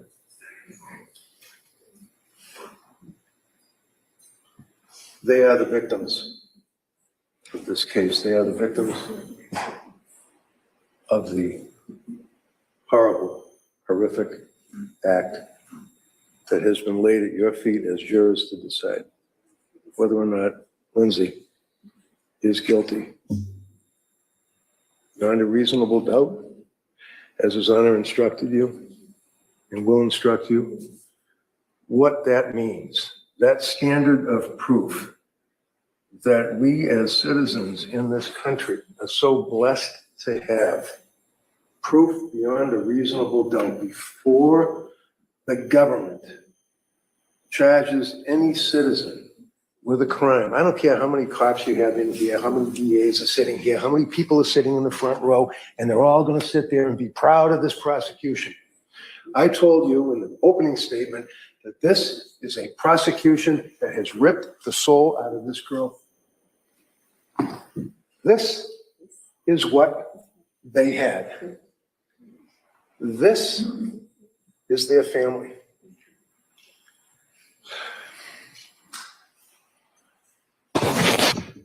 How does this turn into this? How? Because of the damn medicine and the lousy medical care that she got. You can troop as many paid experts as you want to come in here and tell the jury, oh, well, she didn't say that she heard voices inside her head. She said she heard voices from outside her head. She said she was making chicken McNuggets. There was a bowl on the sofa. She wasn't making chicken McNuggets. She said something as I think and I muse and I try real hard to tell you what my opinion is, that this woman was acting in her right mind when these children were killed. So, when you consider the evidence in this case, you consider the person who is in front of you, who is the defendant, as the government refers to her. And as His Honor will than likely tell you, even though a person is a defendant in our system of justice, you don't have to defend against anything. The government has the burden of proof. When the DA decides to charge someone with a crime, he has the burden of proof. His assistants have the burden of proof to prove, number one, that Lindsay is guilty of this offense beyond a reasonable doubt, and then prove, number two, that Lindsay, at the time, killed her children, was not suffering from a mental disease or defect that caused her to have a lack of substantial capacity to appreciate, to know, to realize that what was being done while she was in a psychosis. But we'll laugh about that. It's just another woman. I guess it's just going to make an excuse. She's depressed. GAD, general anxiety. Give her a couple of pills, she'll be all right. You know from looking at the objective evidence in this case, this young lady, believe me, I don't have many clients like that. This young lady did nothing wrong in her life. She was a nurse, a daughter, a wife, and a darn good mother. You can see from the objective evidence, you can see, and you'll have all the exhibits for you to look at, and you can see by looking at these photographs, which you will have in the jury room. You can see the Facebook postings. You can see what she indicates about, for example, I just randomly grabbed this one. A son, my prince, that they would have you think she killed him first, cruelly, because she didn't like him. That is repulsive. So she's living her life with Pat, her kids, having a great time that summer. Life is good. She had to go back to work. In an opening statement, I told you, I said, watch the evidence. Watch the manipulation. Because that's what this case was built upon originally, and how it developed as the case progressed until it's in front of you. And how does that happen? Well, in the very beginning, going all the way back to when the first 911 call that you had to suffer through was made, you could hear in the voice, Pat Clancy, the horror, what he had obviously experienced.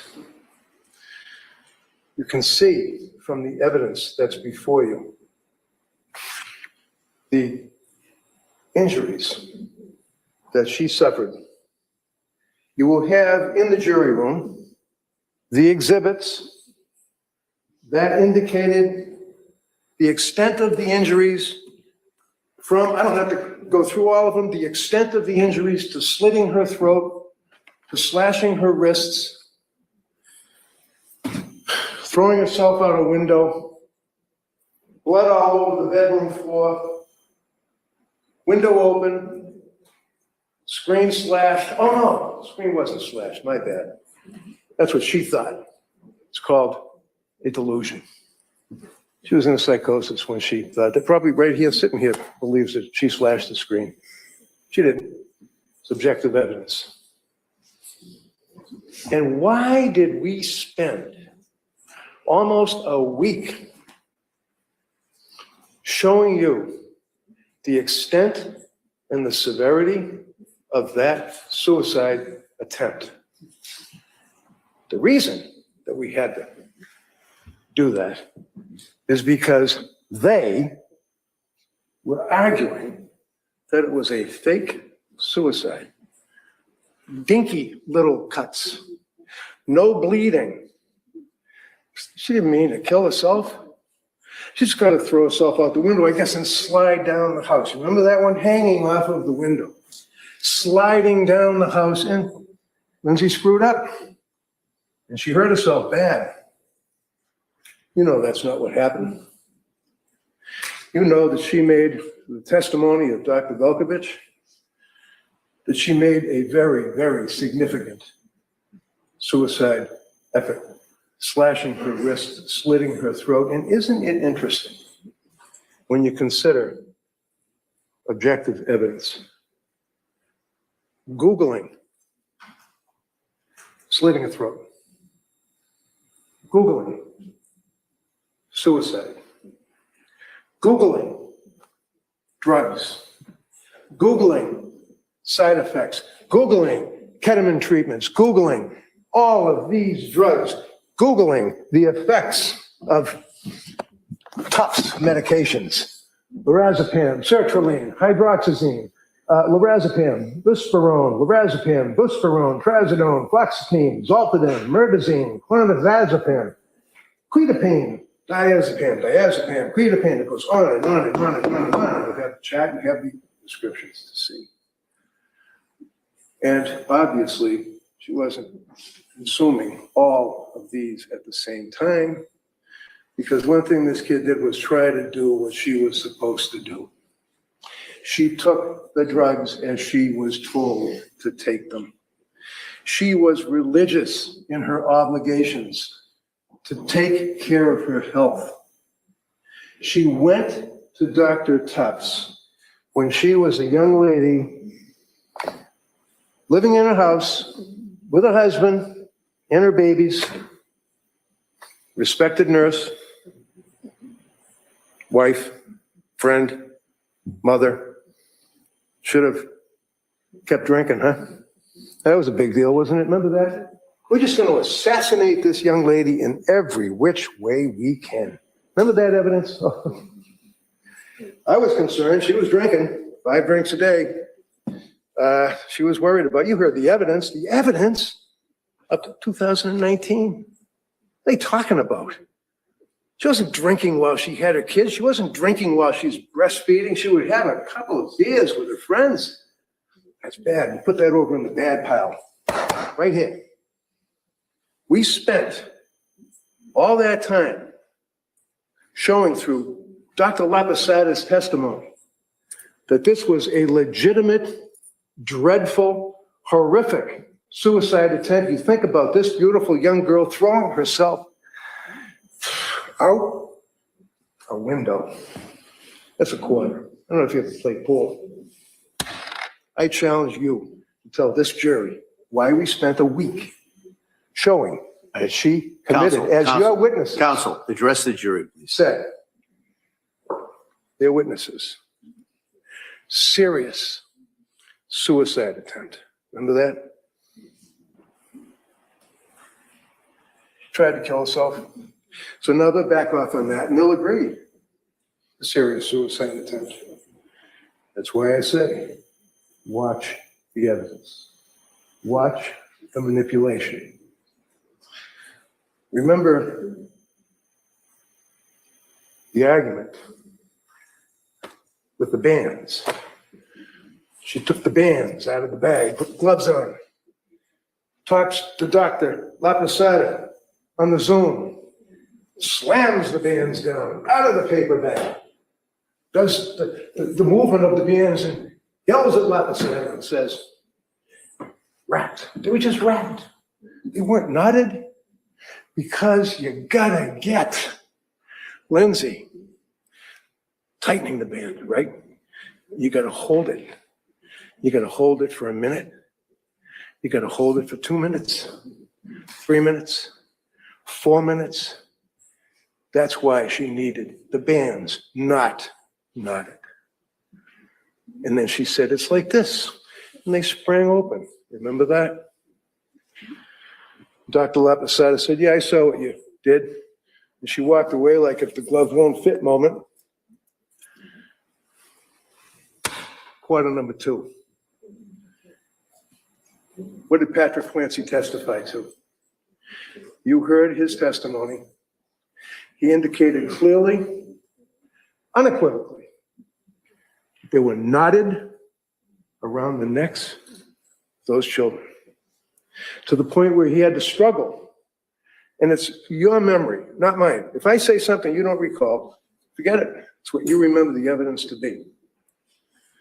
But clearly, I would suggest he struggled to get it off of Dawson's over his head.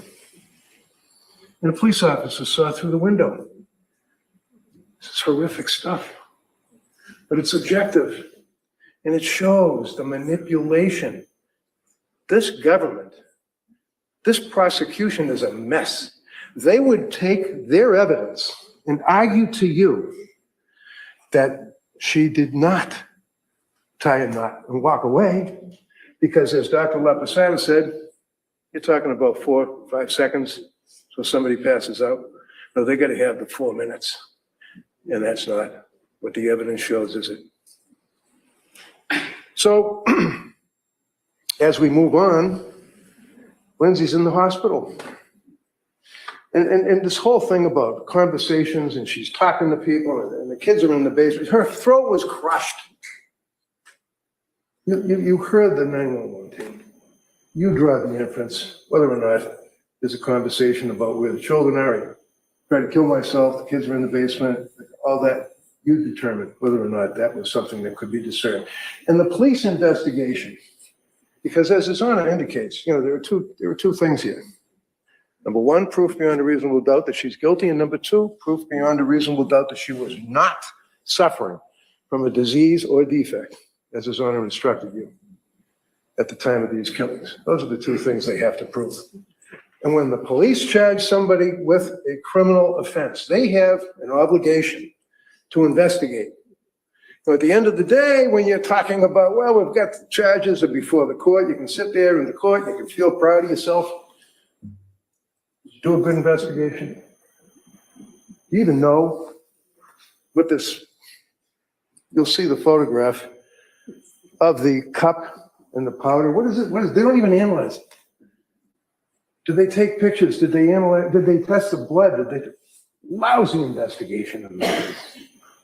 Well, that's okay because she was guilty and they put her in the hospital and she's the evil woman who killed the 3 innocent kids. And they're going to stand there while she's chained to the bed, paralyzed. You heard testimony from Dr. Zeisel. They weren't little fluffy cuffs that were securing her to the bed. They were handcuffs, not the medical treatment. Medical treatment would be, like restraints, so you don't do whatever, pull lines out and things. We're talking about when the big men were in there with their guns and their badges and they're sitting outside the door, and they're going to make sure that Lindsay Clancy, paralyzed, chained to the bed, doesn't get up and run away from the hospital, I guess. And they just have to suffer their way through. I guess I worked 8 hours. I had another shift I had to work that night.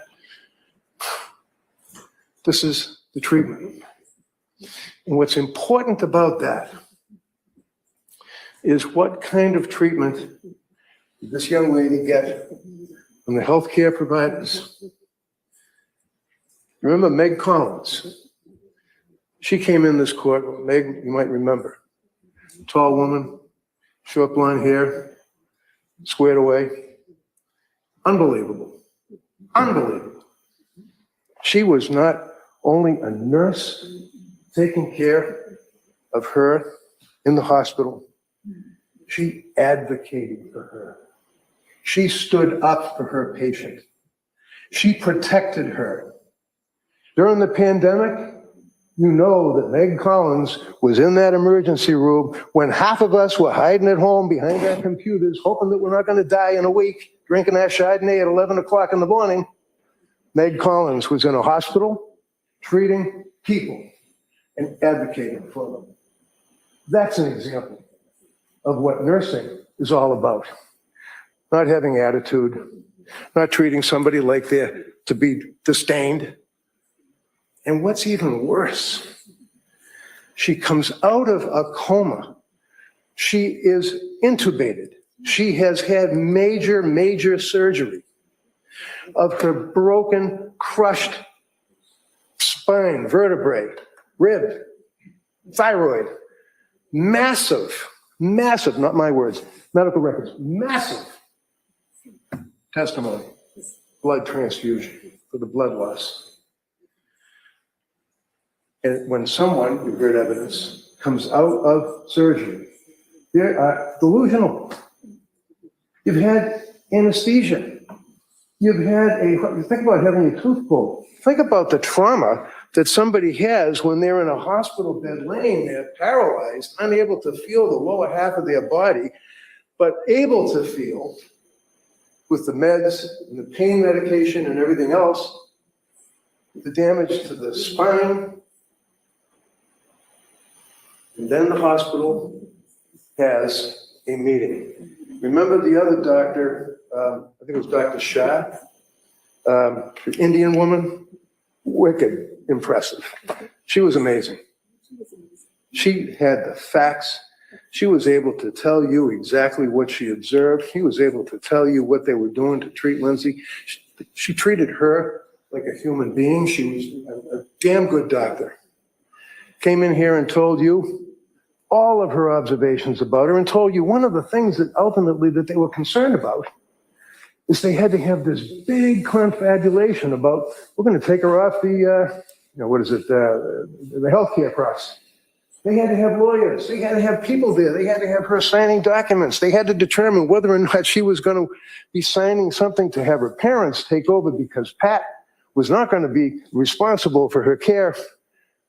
Lawyers, cops, handcuffs. Do I need a lawyer? Write that down. Where are you? You're out there somewhere. Write that down. Boy, she wanted a lawyer. That's a bad thing. Must be guilty. Let's put that in the guilty pile. That's why she said that in a delirious state, dealing with all of these people about that issue. But what's even more nefarious is you think about it, as I said, your eye on the ball because of the manipulation. Paul Zeisel, big deal. I'm friends with the guy. You heard evidence that I called him. I was with Pat a night or two after this incident in the bedroom with all the blood. I was with Pat taking evidence that the police didn't even see in their thorough investigation. And I was able, as you know now, certainly, to grab this. Why wouldn't the police have grabbed this? They're all empty. You can see when they were prescribed. You can see what they are. You can see what she took. You heard the testimony. It's tough to take a handful of pills. Remember the guy saying that yesterday? Tough to take a handful of pills. Well, no, they were crushed. Oh, shit, they were crushed. Okay. Where's the residue? Where's the crusher? Where's anything? Doesn't matter. Doesn't matter. Great investigation, guys. So you have a situation where they leave this behind. They don't even look at it. One of them, and again, your memory, not mine. One of them testifies, well, they might have looked at it and saw it and just didn't seize it. Seriously? They go down to the kitchen, they seized every pill bottle that was in the cabinet along with the books. And speaking of books, one of the things that they found, smoking gun. Good moms have scary thoughts. Hallelujah. Put that in the guilty pile. We're going to put this in a plastic bag. We're going to show it to a jury so they know that this young lady had scary thoughts. Turns out that Jolada gave it to her. So you have this evidence. You have evidence of sleep aids. You have evidence in the bag. Because obviously this stuff was just thrown in there. It wasn't in a bag when I saw it inside this thing here, and we seized it and we held it for 3.5 years. Anybody care about it? No. You had evidence that police knew that I had it. They could have it, they could look at it, they could analyze it, do whatever they wanted. They didn't have to. This here, you heard evidence. This is a little wish jar that they bought on their honeymoon in Hawaii many years prior to even having kids. And when you look inside it, you see that there's all sorts of little folded up pieces of paper. Some of them are dated, some of them aren't. They go all the way back to 2017, 2018, 20. And they reference her wishes to have healthy kids, her wishes for her kids to be successful, her wishes to have a good birth. Second time around, hoping for a good birth, worrying about the child with I forget, where they rub the thing like. This woman lived for her kids until she had the pleasure running into Dr. Tufts of her 2 months experience. And after she ran into Dr. Tufts, it was not a wonderful life anymore. And what did Dr. Tufts do? And everybody laughs at me. I said the television. Okay, I know it's a telemedical thing on your telephone or on a Zoom. Take more pills. You have the medical records. You heard the testimony. You know her concerns. You know her fears. Does this seem like a young lady that didn't care and wanted to score more drugs off somebody? That's another repulsive allegation. I think the evidence is pretty clear. There's no basis for that at all. She was scared.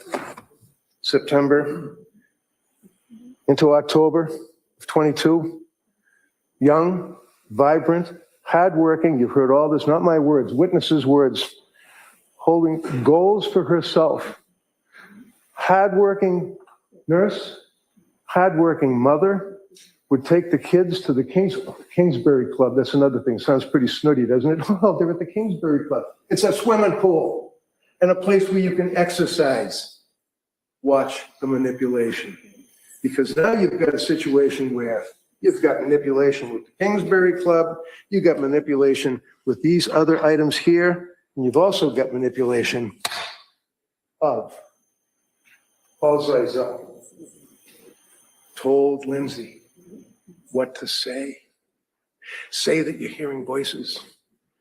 Think about how ugly that is. Because you know, beyond a reasonable doubt, even though we don't have any proof, you have no burden. You heard from Sheila. Remember Sheila, the woman that's the reverend or whatever, she's the chaplain at the Brigham and Women's Hospital. She didn't know Lindsay from anybody that night when she came in all broken up. And she told you that she continued. She was there when Lindsay came out of, was extubated. She was there when Lindsay was going through her treatments. She was there for 8 days before Paul Zeisel even knew Lindsay existed. But they would be in here telling you that Lindsay saw the psychologist because the lawyer went and got the psychologist to go and speak to her. And then you have these guys here, the cops. They're having meetings, talking about it. They're talking about it. Must have been the shrink. Must have been the psychologist. Must have been Zeisel. He's the guy that told her what to say, and he did not.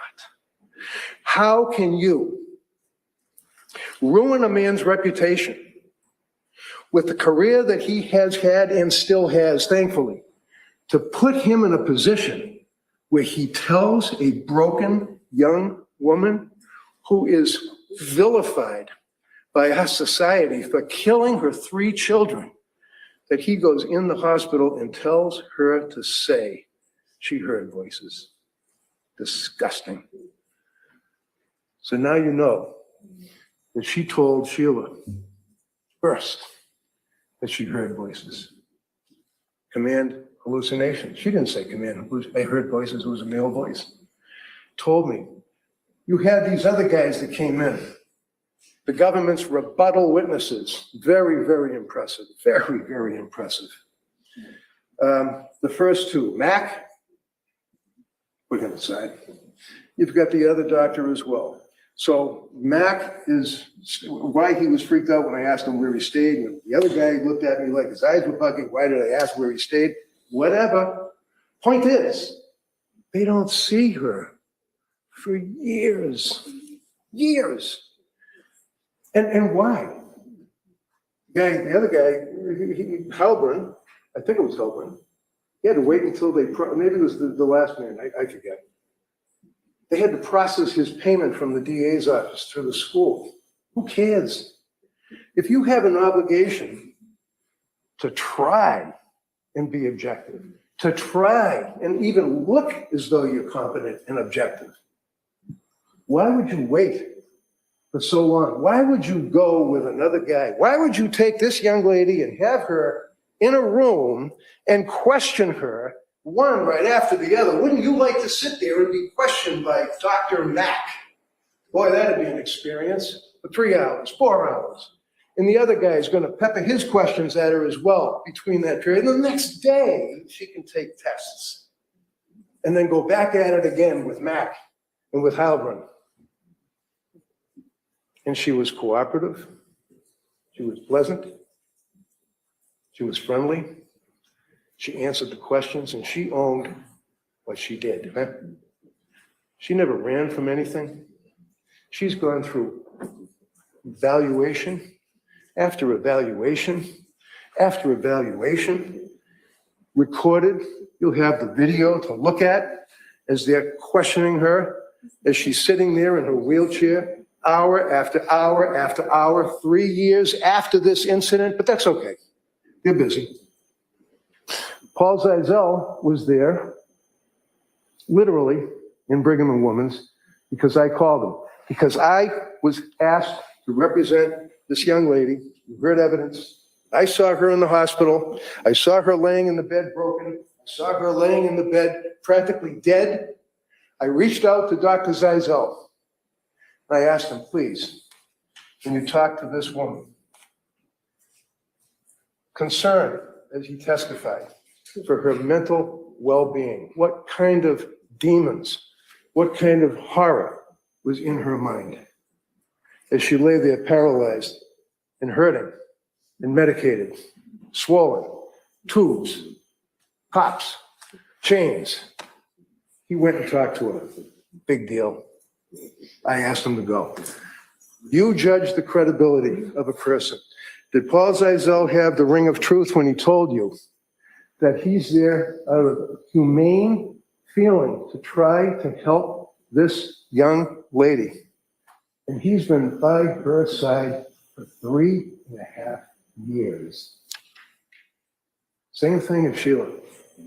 Why would Sheila, for all this time, visit with Lindsay as she testified at the Tewksbury Hospital? She's not getting paid. She's not a hired gun. She's not somebody that's coming in to say something at my request. She loves Lindsay. He's a good kid. He's a beautiful soul. So you have Zeisel that has been with her all that time. You've got Sheila who's been with her all that time. You've got evidence that her mom and dad who lived in Connecticut come up and they stay and they visit with her and that they sit with her. And God forbid they actually sometimes had dinner. Remember that? They got the Tewksbury records. Boy, there's a good score. Let's go through the Tewksbury records and see what she's doing on the anniversary of the deaths. How about on their birthdays? Can you see them sitting there going through the medical records? Okay, doctor, what did she do then? She propelled herself down the hallway, met with her parents, laughed, had dinner, watched TV, talked on the telephone. God forbid. She's not curled up in the fetal position, wailing, self-flagellating constantly for 3.5 years. She's acting like a human being trying to exist. But they go through the records and they want to get those dates and use them against her. Manipulation. And then you consider we're 3 weeks away from a trial. And the guy yesterday that's looking up to the heavens while he's testifying, Caesar, tells you that he wanted to establish a rapport. Can you imagine? You know that you're 3 weeks away from your murder trial, and you know that this is doctor number 3 who's been hired by the government to come in and evaluate you and testify against you, and he's going to establish a rapport. There is no rapport, but yet he was cooperative. She was friendly. Interestingly enough, just like the treating doctors don't talk to each other, they don't communicate with each other, they don't have access to medical records. She signs the HIPAA forms. They don't know what her records are, but they know for sure what Dr. Resnick had in his report. They know for sure what Dr. Zeisel had in his report. They know for sure what Meg Spinelli had in her report. And they incorporate that into their report. But then you have the MMPI and the other psychological tests that were administered to her on the second day of the Mac Heilbrunn team interviewing, interrogating, questioning her. She passes the MMPI. Testimony is presented. She answered the MMPI honestly. And they're pertaining to state of mind. They're pertaining to questions about what occurred. They're questioning this young lady as to what her state of mind was then, in the middle, and now. And she didn't lie. She didn't malinga. She didn't exaggerate. And more importantly, if anything, she minimizes. But she certainly was off the chart on the suicide scale. And then you have testimony from Dr. Resnick, Dr. Zeisel, Dr. Clancy, and they were paid for their testimony. We're all paid, like I said, not the jury so much, but the judge, myself, Chrissy, everybody gets paid. These doctors came in and testified. Phil Resnick, the man is something out of a scary movie. He has the world record of investigating, examining, and treating people in psychosis that kill their children, filicide. He has a world-renowned record for checking fakers to see if a person is malingering. Their doctor agreed that his article on Voices is a leading article with research in the world. Their doctor agreed that he, Phil Resnick, is an expert on malingering. You heard him testify by Zoom because he had surgery.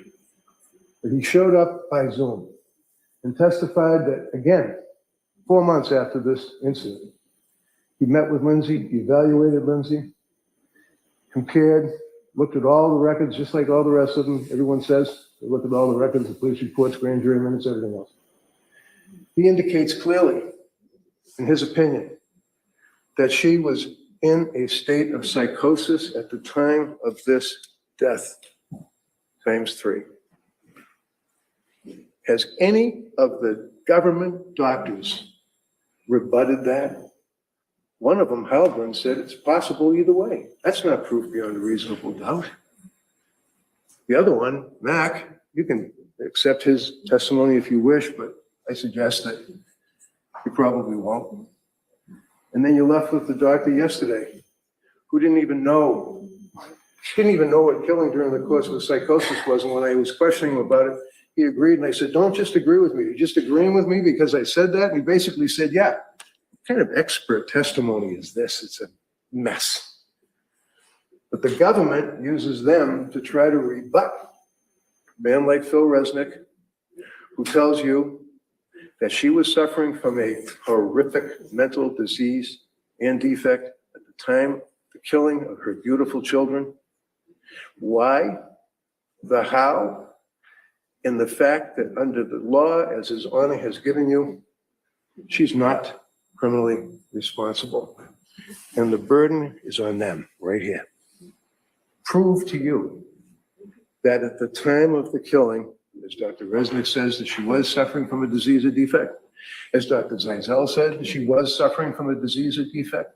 As Dr. Condi said, she was suffering from a disease or defect. And Condi took you down the road of all of these medications as a psychopharmacologist, as a doctor that specializes in prescription medications. And you got the evidence. So you're able to look at that and determine, see what the side effects are, what she was complaining of, and look at her records. I mean, they have really turned her inside out. I mean, they've got every single text, every single email, every single picture, everything that she did in college. Oh, that's another thing. She lied, according to the guy yesterday, that's she lied to Pat about being on Prozac. They were dating for 3 months. She's living in Boston. She meets this kid. She thinks that she might like him, and they're dating. Oh, excuse me, before you go out with me, let me tell you that about a year ago when I was studying for my exams, because I'm nervous about talking in public, I got on Prozac. Seriously? That's what the government is arguing in this case. You're going to have this journal, which talks about her being, this is how controlling she was, manipulation. In the opening statement, you may recall that the district attorney said that she was a hard, charging, manipulating woman that was controlling, and everything in their life was controlled. And she ran it to the water, to the carrots, to the beets. You look in this book, and as you might recall, Ms. Rossi testified when asked, did you feel that she was being controlling of you? Because she says, for example, Monday, 10:24, Callan, put down for a nap. Hopefully we'll nap for 2 hours. If he wakes shortly, let him resettle himself. Bottle when he wakes up. Then it goes on and on. Make salad, romaine lettuce. He likes peppers, broccoli. Cut the sweet potatoes in chunks. Thank you, with the heart. Another good score. You look at her journals that she took. You'll see, as you go along, in the dates that she's recording in these journals, she's talking about the drugs that she was prescribed. And look at the first page. Look at how detailed. Dates, how she felt, 10 milligrams Prozac, and it goes on like that, goes on through November into December. December 9th, 10th, 11th. Horrible intrusive thoughts. Horrible thoughts in the AM. Horrible thoughts. Horrible thoughts. No motivation. And then finally, horrible thoughts, no motivation, deeply depressed. Then that's around the time she went to Women and Infants Hospital, right? Looking for help. Look at this. As she runs into January, there's nothing other than little chicken scratches because her mind was gone. In January, as she's on these drugs and she's suffering from what you've heard is postpartum depression that can lead to postpartum psychosis, and you have these men coming in here that don't even know psychosis from schizophrenia as experts, telling you that if a woman doesn't have these symptoms, like it's a disease, symptoms of postpartum depression within 4 weeks, that's it. Lights out. You're not a person that can be considered. You're not a real person for purposes of postpartum depression and or postpartum psychosis. Well, I suggest that he's wrong. I suggest the second guy's wrong and the third guy. Well, actually, I didn't even know. It's your memory. If the gentleman, Mac, even knew, I think he said 4 weeks. It can go up to a year or longer. But we don't really know because you heard the evidence. There's no evidence. There's nothing in the DSM, but that's the Bible. God forbid you should go to Europe. You should look at the World Health Organization records. You should look at the way they treat pregnant women that have problems with their children. No, we're the most advanced country in the world.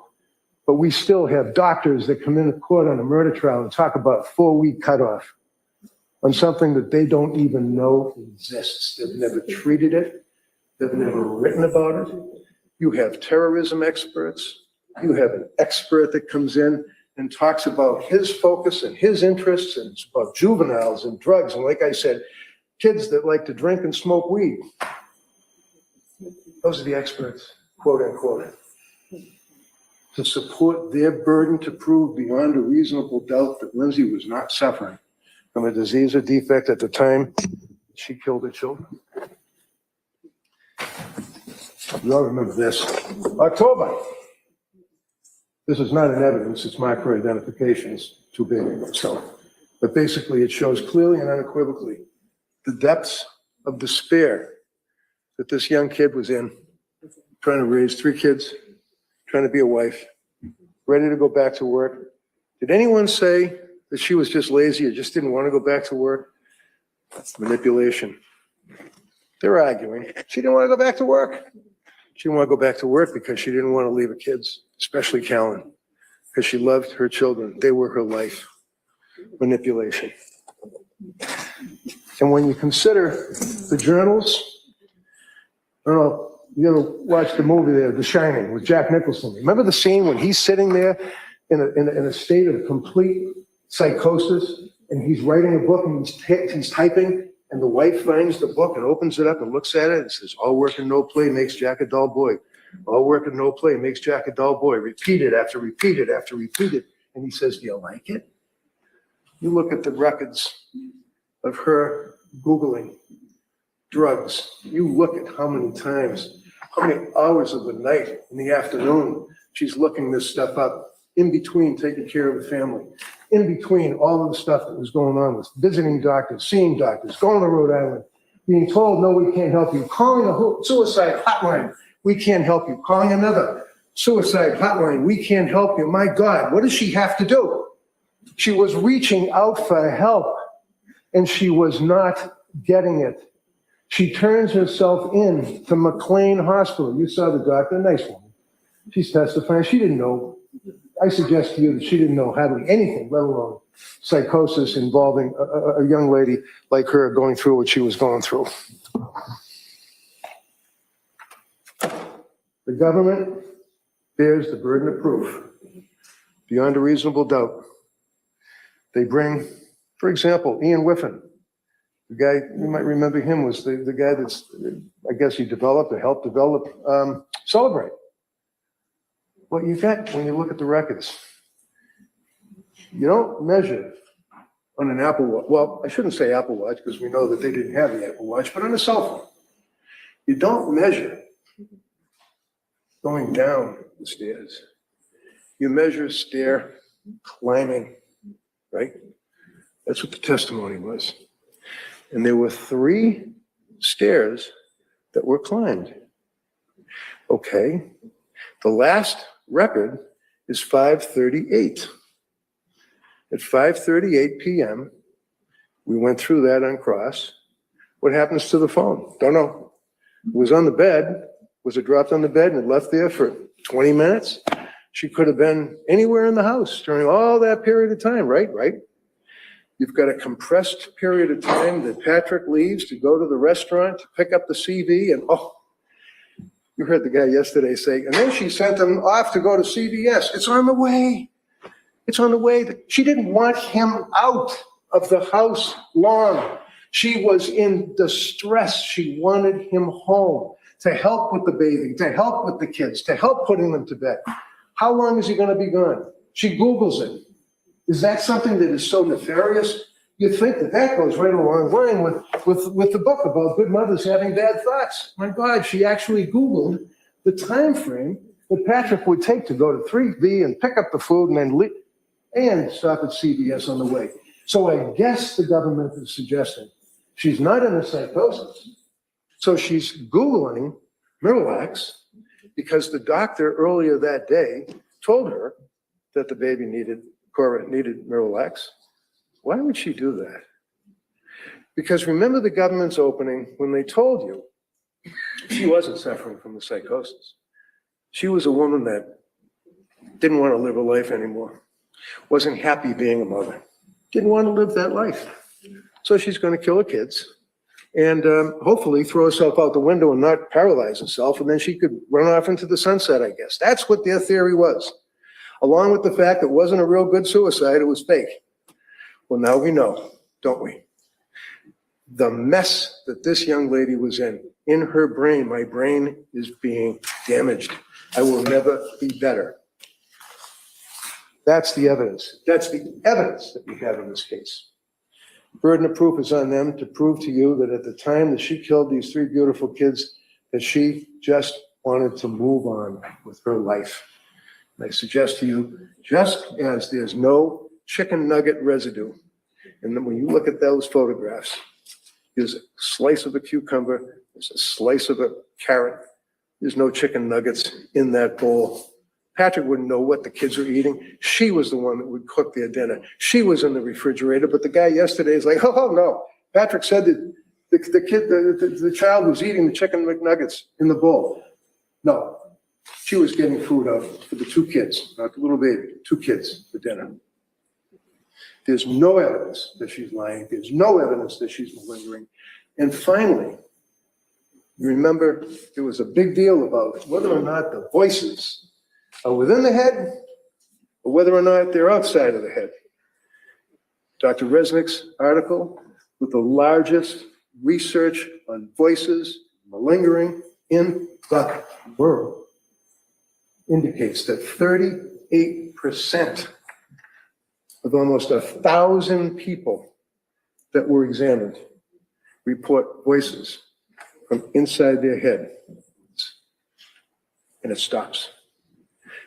You're gonna buy that guy yesterday? He doesn't know what he's talking about.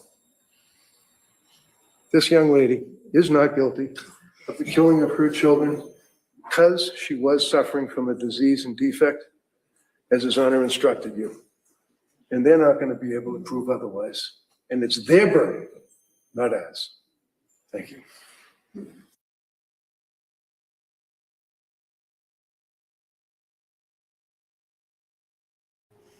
Okay, my friends. So, wow, gosh, the case is a lot. So, well, you know, that was Patrick Clancy's 911 call transcript and the closing arguments for the state and the prosecution. God, I was going to do an open panel, but we're 2 hours into it. Guys, I'm tired. I was like struggling to stay awake here. Aw. I was just reading this. Hey, Diego. Patrick's testimony with the prosecution showed him crying. It's pretty rough to watch. He was asked to describe each of the kids. Oh, that was really heart-wrenching. That was. Well, gosh, guys, this is really, I was really surprised by everyone's opinions tonight. There's definitely a split in what people think should happen with the fate of Lindsay Clancy. You know, in our first poll, I asked, you know, if is she going, I didn't say do you think she should be, but is she going to be not guilty, I'm sorry, by reasons of insanity? And it was split 55-45. In this last poll, I asked, do you think that there's going to be a hung jury? 65% said yes, and 35% said no. Yeah, I think that we all have a sense that, you know, the jury is probably feeling just about as split as general public who's been following this cases. So, yeah. All right, guys. Well, I am going to get going because I am just super tired. But thank you so much for being here tonight. And, you know, let's get back together after there's a verdict and talk about how we feel about that. And I have, oh, wait. Hey, do you want to come up, honey bun? I thought that you weren't here anymore. Here, I can give you the link, sweetheart. I hadn't seen you in a while. There you go. If anyone else wants to come up, you're welcome to. Oh, no. Come up. I'm sorry I didn't open panel earlier. I always forget about doing that. We have to come up with a plan, honey bun, so I can be better about integrating open panels because I want to do them earlier so it's not just at the tail end, but it's not one of my strong suits. Let's see. Yeah, I'm glad you're here, Edward. Thanks. Yeah, I'm going to see if Honeybun wants to come up. Did you get the link, my girl? And if anyone else wants to come up again, did I post the link? I think I did. Here it is, coming at you in the chat.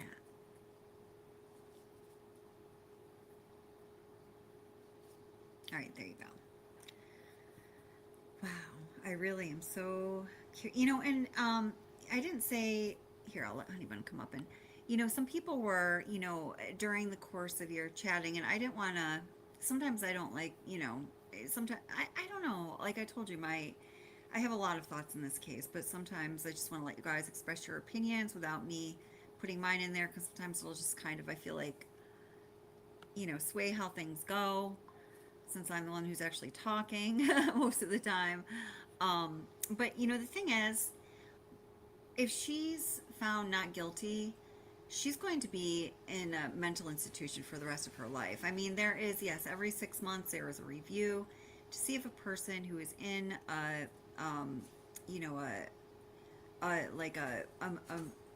mental institute. So what would happen was the judge would order her to go to a mental or to a psychiatric facility for a certain duration of time. He can put, you know, a definitive number on that range of time, But, oh, honey bun, come back up. Oh, wait, there you are. Wait. Okay, there you are. But, what will happen is after that definitive number that he puts on that range of time, every 6 months, that person will go up for review. It's a very thorough review in front of a whole panel that determines if the person is capable of, leaving that psychiatric institution if they want to, if they're capable of being in society on their own, if they have the means to, a whole number of things. And with Lindsay Clancy's situation, it's very unlikely that she would ever leave that psychiatric institution. So it's not like she's going to be like, spotted at your local shopping mall next week if she's found not guilty. You know what I mean? Hey, honey bun, how you doing, girl?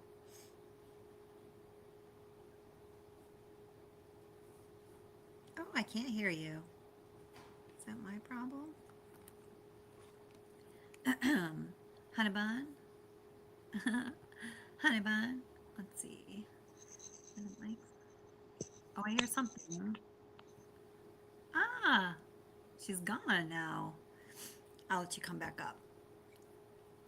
Yeah, so that would be the situation if she was found not guilty. Yeah, verdict watch on Monday. Do you think there's going to be a verdict on Monday? Hey. Hey. Okay, good. I can hear you now. I know. I've got this stupid thing. It swaps between 5G and 4G when I'm just sitting around, and it cuts me out. Oh, well, damn that 5G. It's so sad. Yeah. So what are you thinking, girl? So I'm okay. I have this thing. I just like to set it aside. My feelings, my heart hurts for that whole family. And it's a rough subject. But I feel very strongly that if we really want to do right by this girl and do right for future women that have problems like these, we need to get her help. It's not like we're saying not guilty, go back on the street and wheel around. We're saying go get some help and please be better. We want her to be better. We should, as humans, want each individual to be better. I have seen the most disgusting people. I've seen the worst of the worst in my time in prison, but this is not her. She's not that person. She's not the worst of the worst. I know what she done was horrible, and I know that my heart hurts for them. I can just imagine how they feel, the whole family. But doggone it, for future women that have these issues, we've got to do better than to just send her, to the firing squad or whatever. We've got to get her help. Yeah, no, I do agree with that. And, I think like I was saying, I just think anybody who is going to murder their beautiful little babies is, there's something very wrong. They're nuts. That's all that there is to it. And I think the appropriate place for a person like that is a psychiatric facility where they are treated, where they are, in the environment that they should be in. Yes, kept out of, general society where they can, function unrestrained to their own devices without being treated. So, something horrible can happen again. That's the worst case scenario. But to be put in like a federal prison or somebody, like she's like Brian Koberger. Yeah, I feel the same way. And I want to say, like, when I say I've seen the worst of the worst, I'm talking about people like with no remorse. There was an individual that I was in there with that was at the front of the line, breakfast, lunch, and dinner, front of the line every day with a big smile on her face, living her life up. She got rid of her 3 kids by starving them to death, and she feels no remorse for that. Wow. Someone like that, yeah, they need to go. you know, but Yeah. but this lady here, I don't know her. I don't know her heart, but my heart just tells me that she is not the type of person for a prison. She just needs to go. I mean, and let's be honest too. How many individuals that are not psycho, and I'm talking about like nutso that have mental health issues, would cut themselves the wrong way, jump out a window, and end up paralyzed Right. just for the Right. hell of it. Right. And I mean, the way, she did jump out the window, prosecution was saying like the dinky cuts, like it didn't do the job, right. The job is killing herself, but, she didn't slide down the side of her house. I mean, from the experts that I found to be most credible, she went out head first. And I mean, she shattered her spine, parts of her spine. That's why she's, paralyzed for the rest of her life. I know some people in chat, someone was saying that they heard she might not be paralyzed for the rest of her life, but my understanding is the medical prognosis is that she will never have feeling in the lower half of her body or walk again. Yeah. That's serious. That's not like I'm tired of living my life. I don't have a housekeeper anymore. Like that's not that. And they should be ashamed of themselves for pretty much making her out to be so superficial and so about herself, because that also was not her. And that right there, they should really be ashamed of themselves. That served no purpose except for to piss some folks off. Yeah, I feel like the prosecutor should be thoroughly ashamed of themselves. I mean, none of that stuff was relevant. None of it. No. It's like you just blew air out of your mouth for all this time, and what did it prove? Nothing. Right, right. Yeah, I mean, I agree with you on that. I mean, I just feel like, sometimes, and of course, you're going to tend to usually like the attorney whose side you resonate with more than the others, and the, opposing side, you're going to maybe not like them as much. But I have never had just like such disgust for prosecutors I know. ever. I just, I just do. Yeah. I Yeah.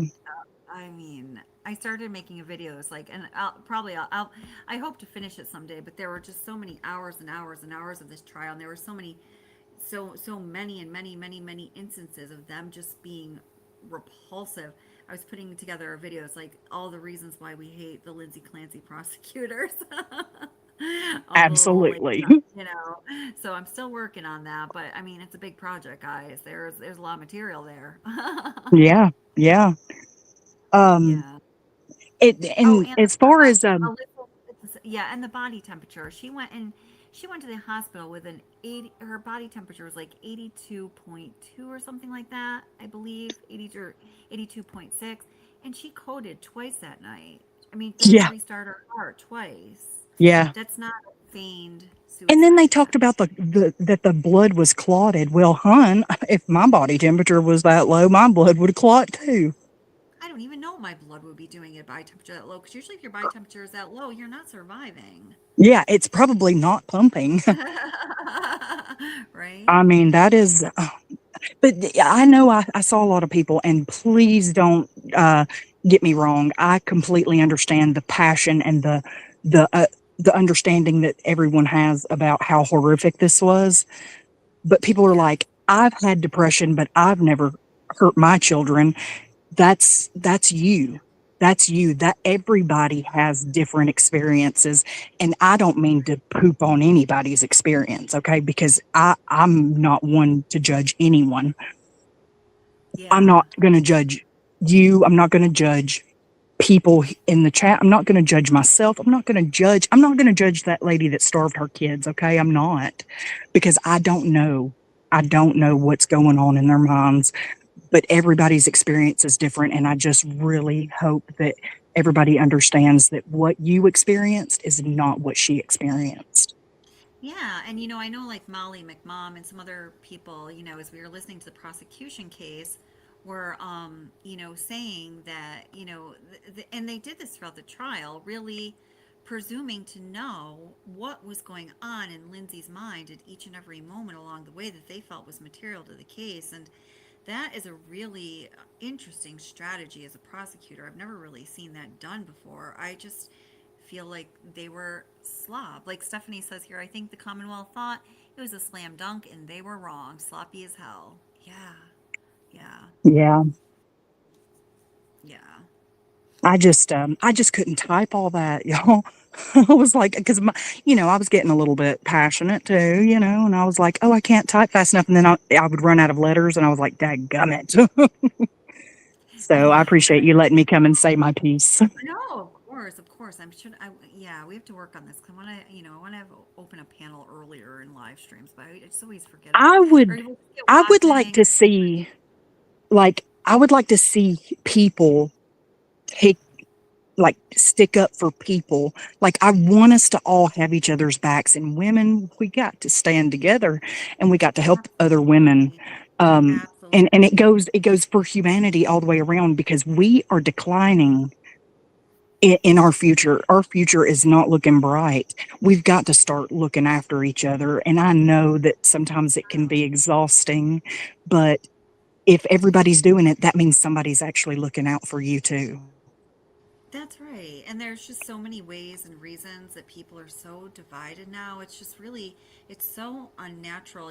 There's like, what's like like this, like Native American saying that, you know, um, no tree is so foolish as to fight against its own branches or something like, I don't know. It's Yes, more yes. eloquent than that, but and that's true of people as well, but we're not there right now, you Yep. know? Yeah. But I would like to see us get back to that, because, many, many years ago, we did big things in this world, and we had less to live for. Okay. We had a lot less, um, during the depression. I mean, I'm just saying, we really have just become selfish people, and understandably I'm selfish sometimes, because I have to be, because I also have to take care of myself, but I don't want to be so selfish that I forget to see Right. someone like Lindsay Clancy and go, she needs help. You know, Yeah. nobody wants the kids to be taken from this world. Nobody does. Nobody But does. nobody wants to see a mother suffer like that either.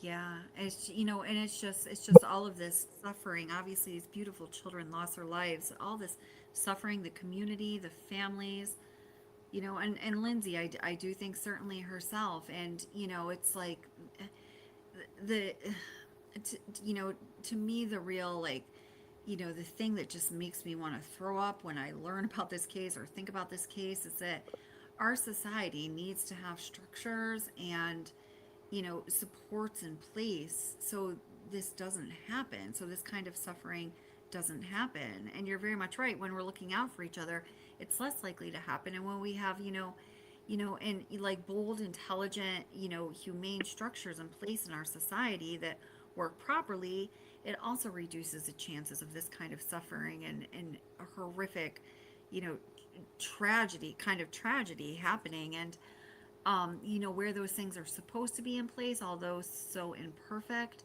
I just feel like people like Dr. Jennifer Tufts, dropped the ball so hardcore. The disservice that she did to this patient and this family, and, Yeah. you know, everyone rating out, it's really quite remarkable. I mean, I don't have huge problems with most of the other providers she had, but I think that woman's license needs to be reviewed. Yeah. And whoever's getting these experts needs fired. Oh my God. The What prosecution, in the, I can go up that and be one, an expert at this point. yeah, that one guy like Dr. Mack or whatever, did you see that? And in the beginning of his testimony, Reddington's Tragic. like, he's like, so, you did some work with, postpartum women who had postpartum psychosis, literally back in 82. So he's like, all right, so that's 40 whatever years ago. And he's like, yeah. And so he goes through his old testimony and he refers back to, he's going through his resume and all of the other things that he does. And it's like, working with corporations and corporate psychology and all this stuff that has nothing to do with postpartum depression or psychosis or women's health or mental health even. And then at the very end, he goes, oh, you know what? Because they had a very adverse interaction. This guy was dumb as fuck. And he said that he's been paid $54,000 so far to be an expert on behalf of the Commonwealth.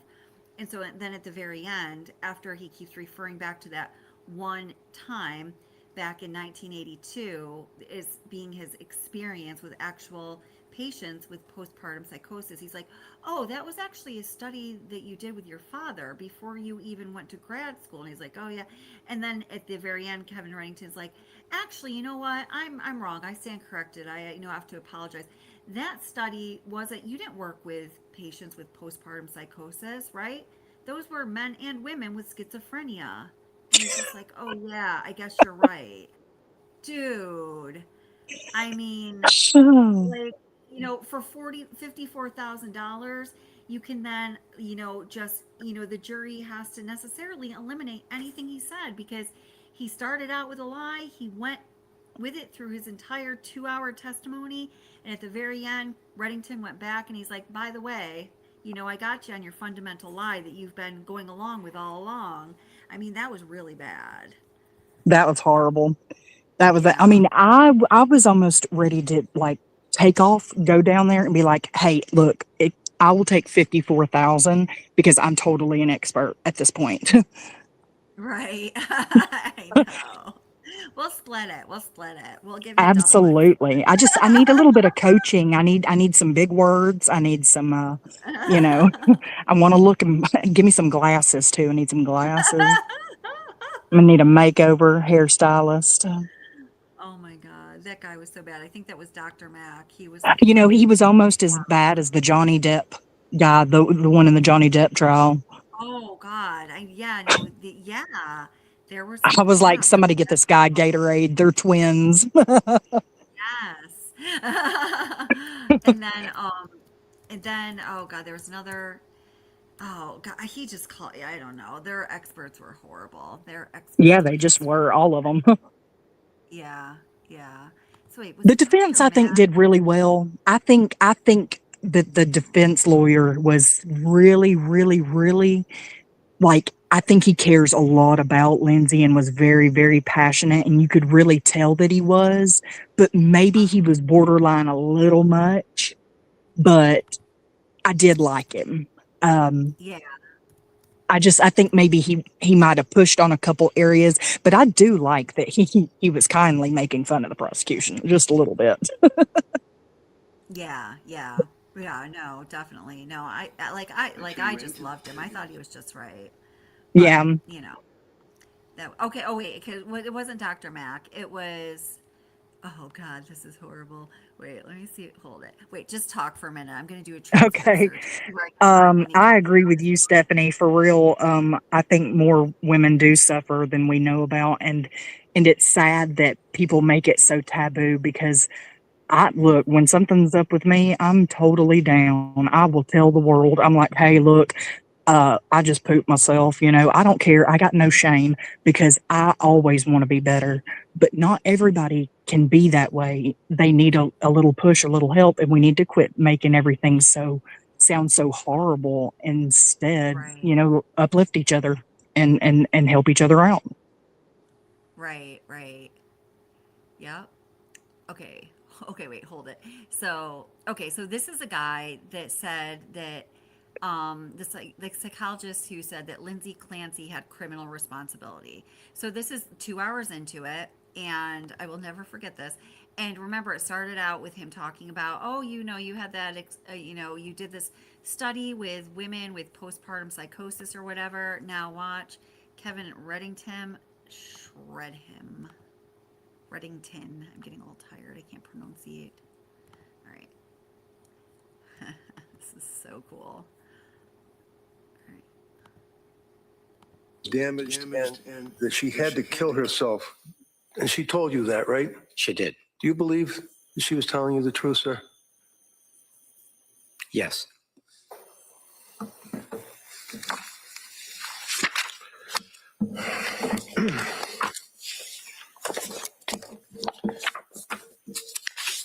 I stand corrected in one regard, sir. This morning I started off my questions by asking you about 49 years ago when you published an article on postpartum psychosis, and you agreed.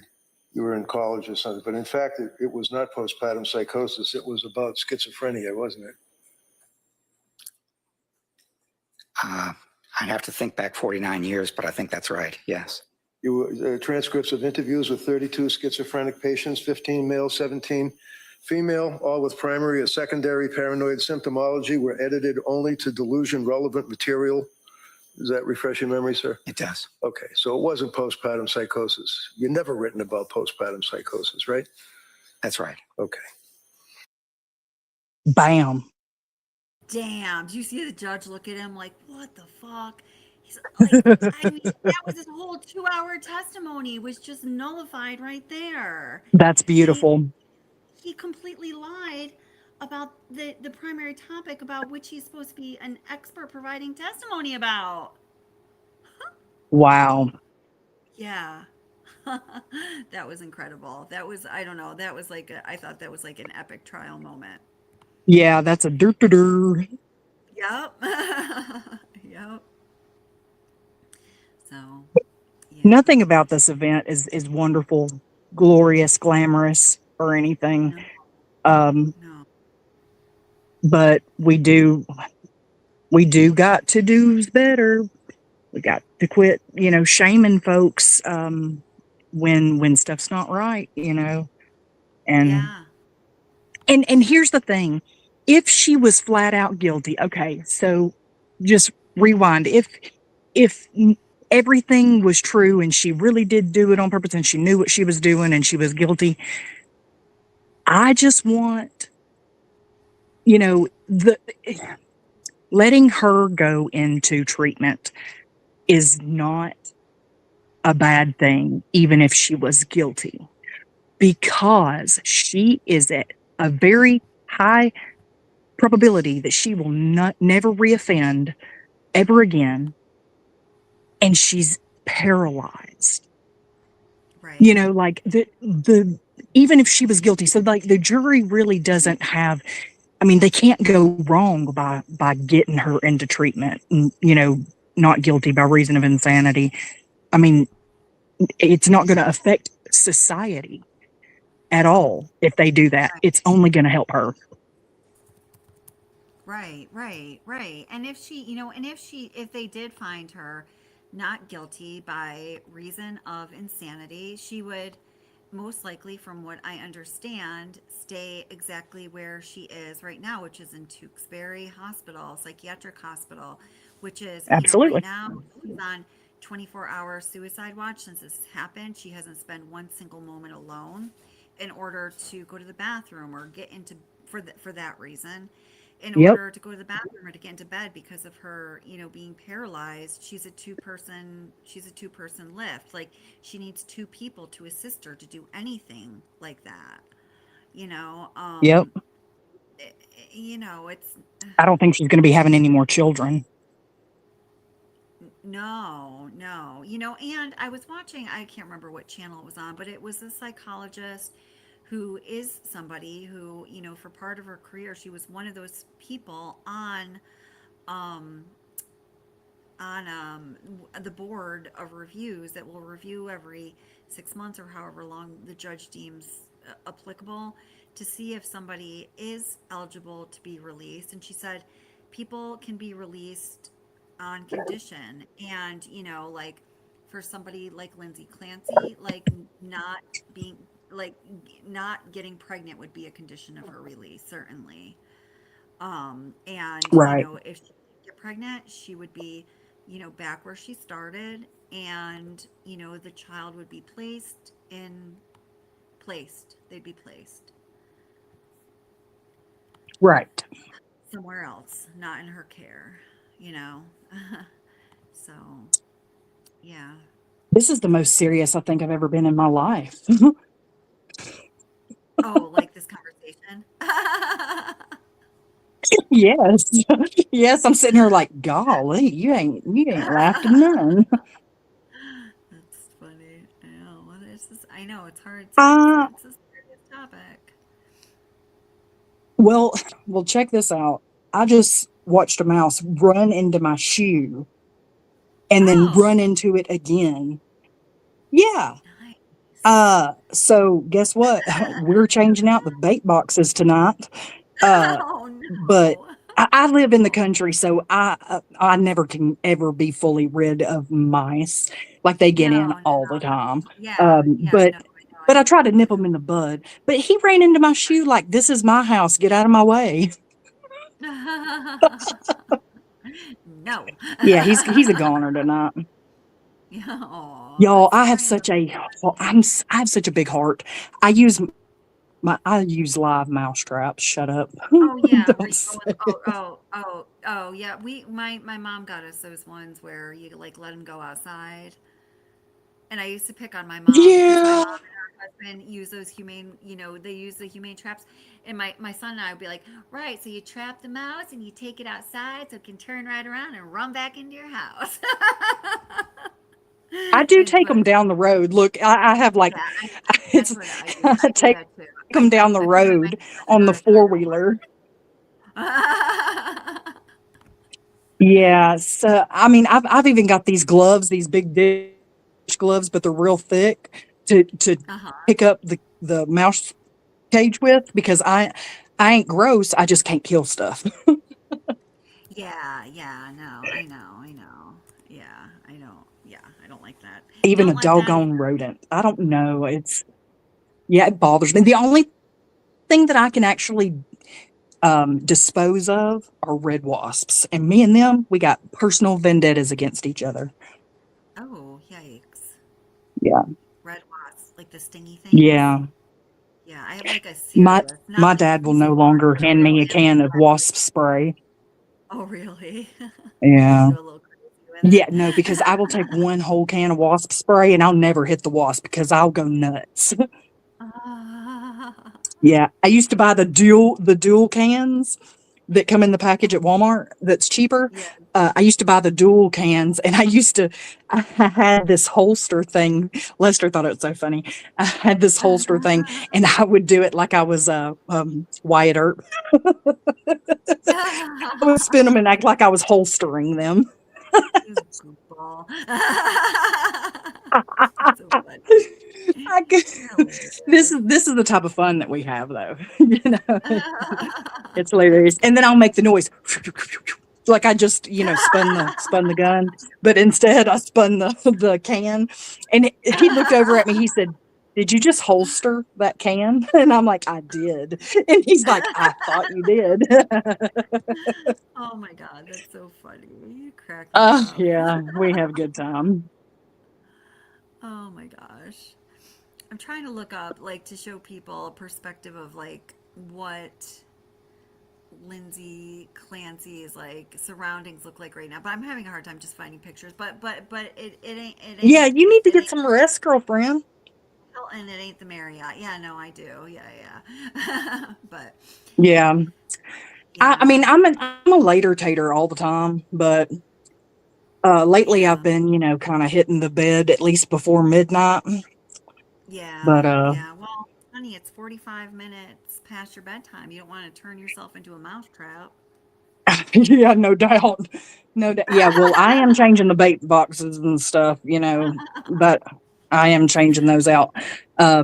AKA the live traps. Yes, Um yeah. and getting you know what? I just want everybody to know because I feel like it's necessary. If you have mouse uh like you know, uh, poison, yeah, mouse poison, and Uh-huh. you also own a pet, please know that mouse poison and dog food don't go together. Because if a mouse eats the poison and then Oh, it eats the right. Yeah. dog food is a antidote to poison. Right, right. So just Yeah. just for all you people that use poison, there you go.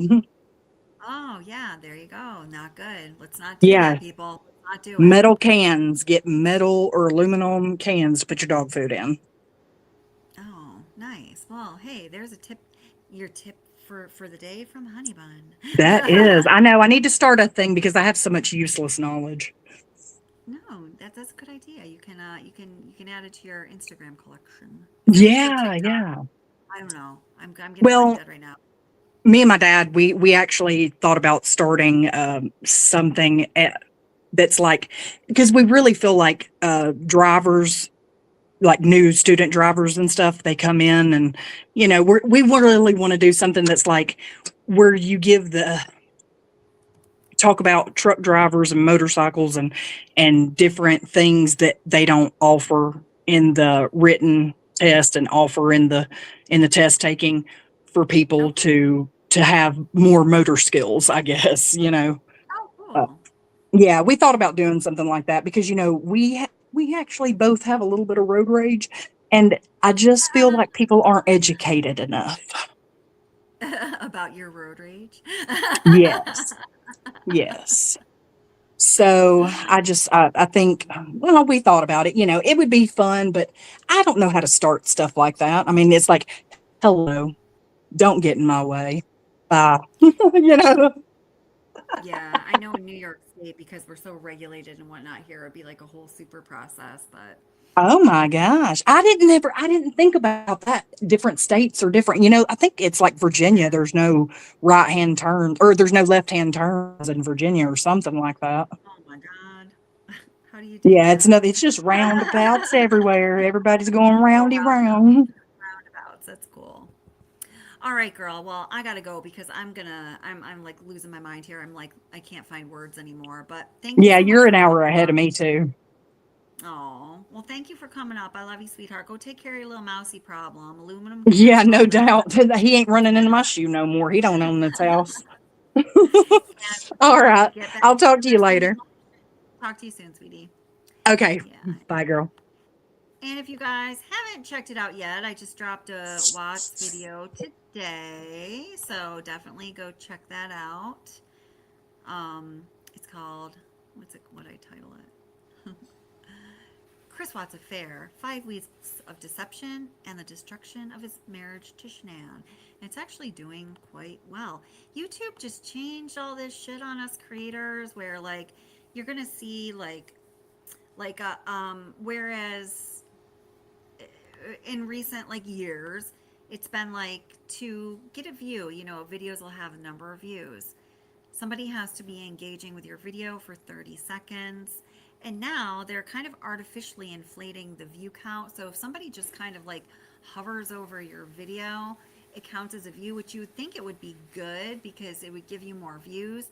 But then they went and, you know, screwed with the monetization program, not in the favor of creators. It's actually quite insane. People are freaking out about it, but I'm not going to freak out about it because I've been doing this YouTube creator thing a little over 5 years now, and there's changes and fluctuations, and the experience I've had so far is, you know, they'll do really crappy shit not in the favor of creators, and then things will happen to like even it out. So I hope this isn't any different, but anyway, what I'm saying is it seems like people are really liking that video. So if you haven't seen it yet, go check it out. All right. All right, guys. Well, thank you so much for being here tonight, and I love y'all. Remember to be good to each other, and most of all, be good to yourself, because you, my friend, deserve it. And I'm going to play an outro. It's just a little video I made in memory of Cora, Dawson, and Callan.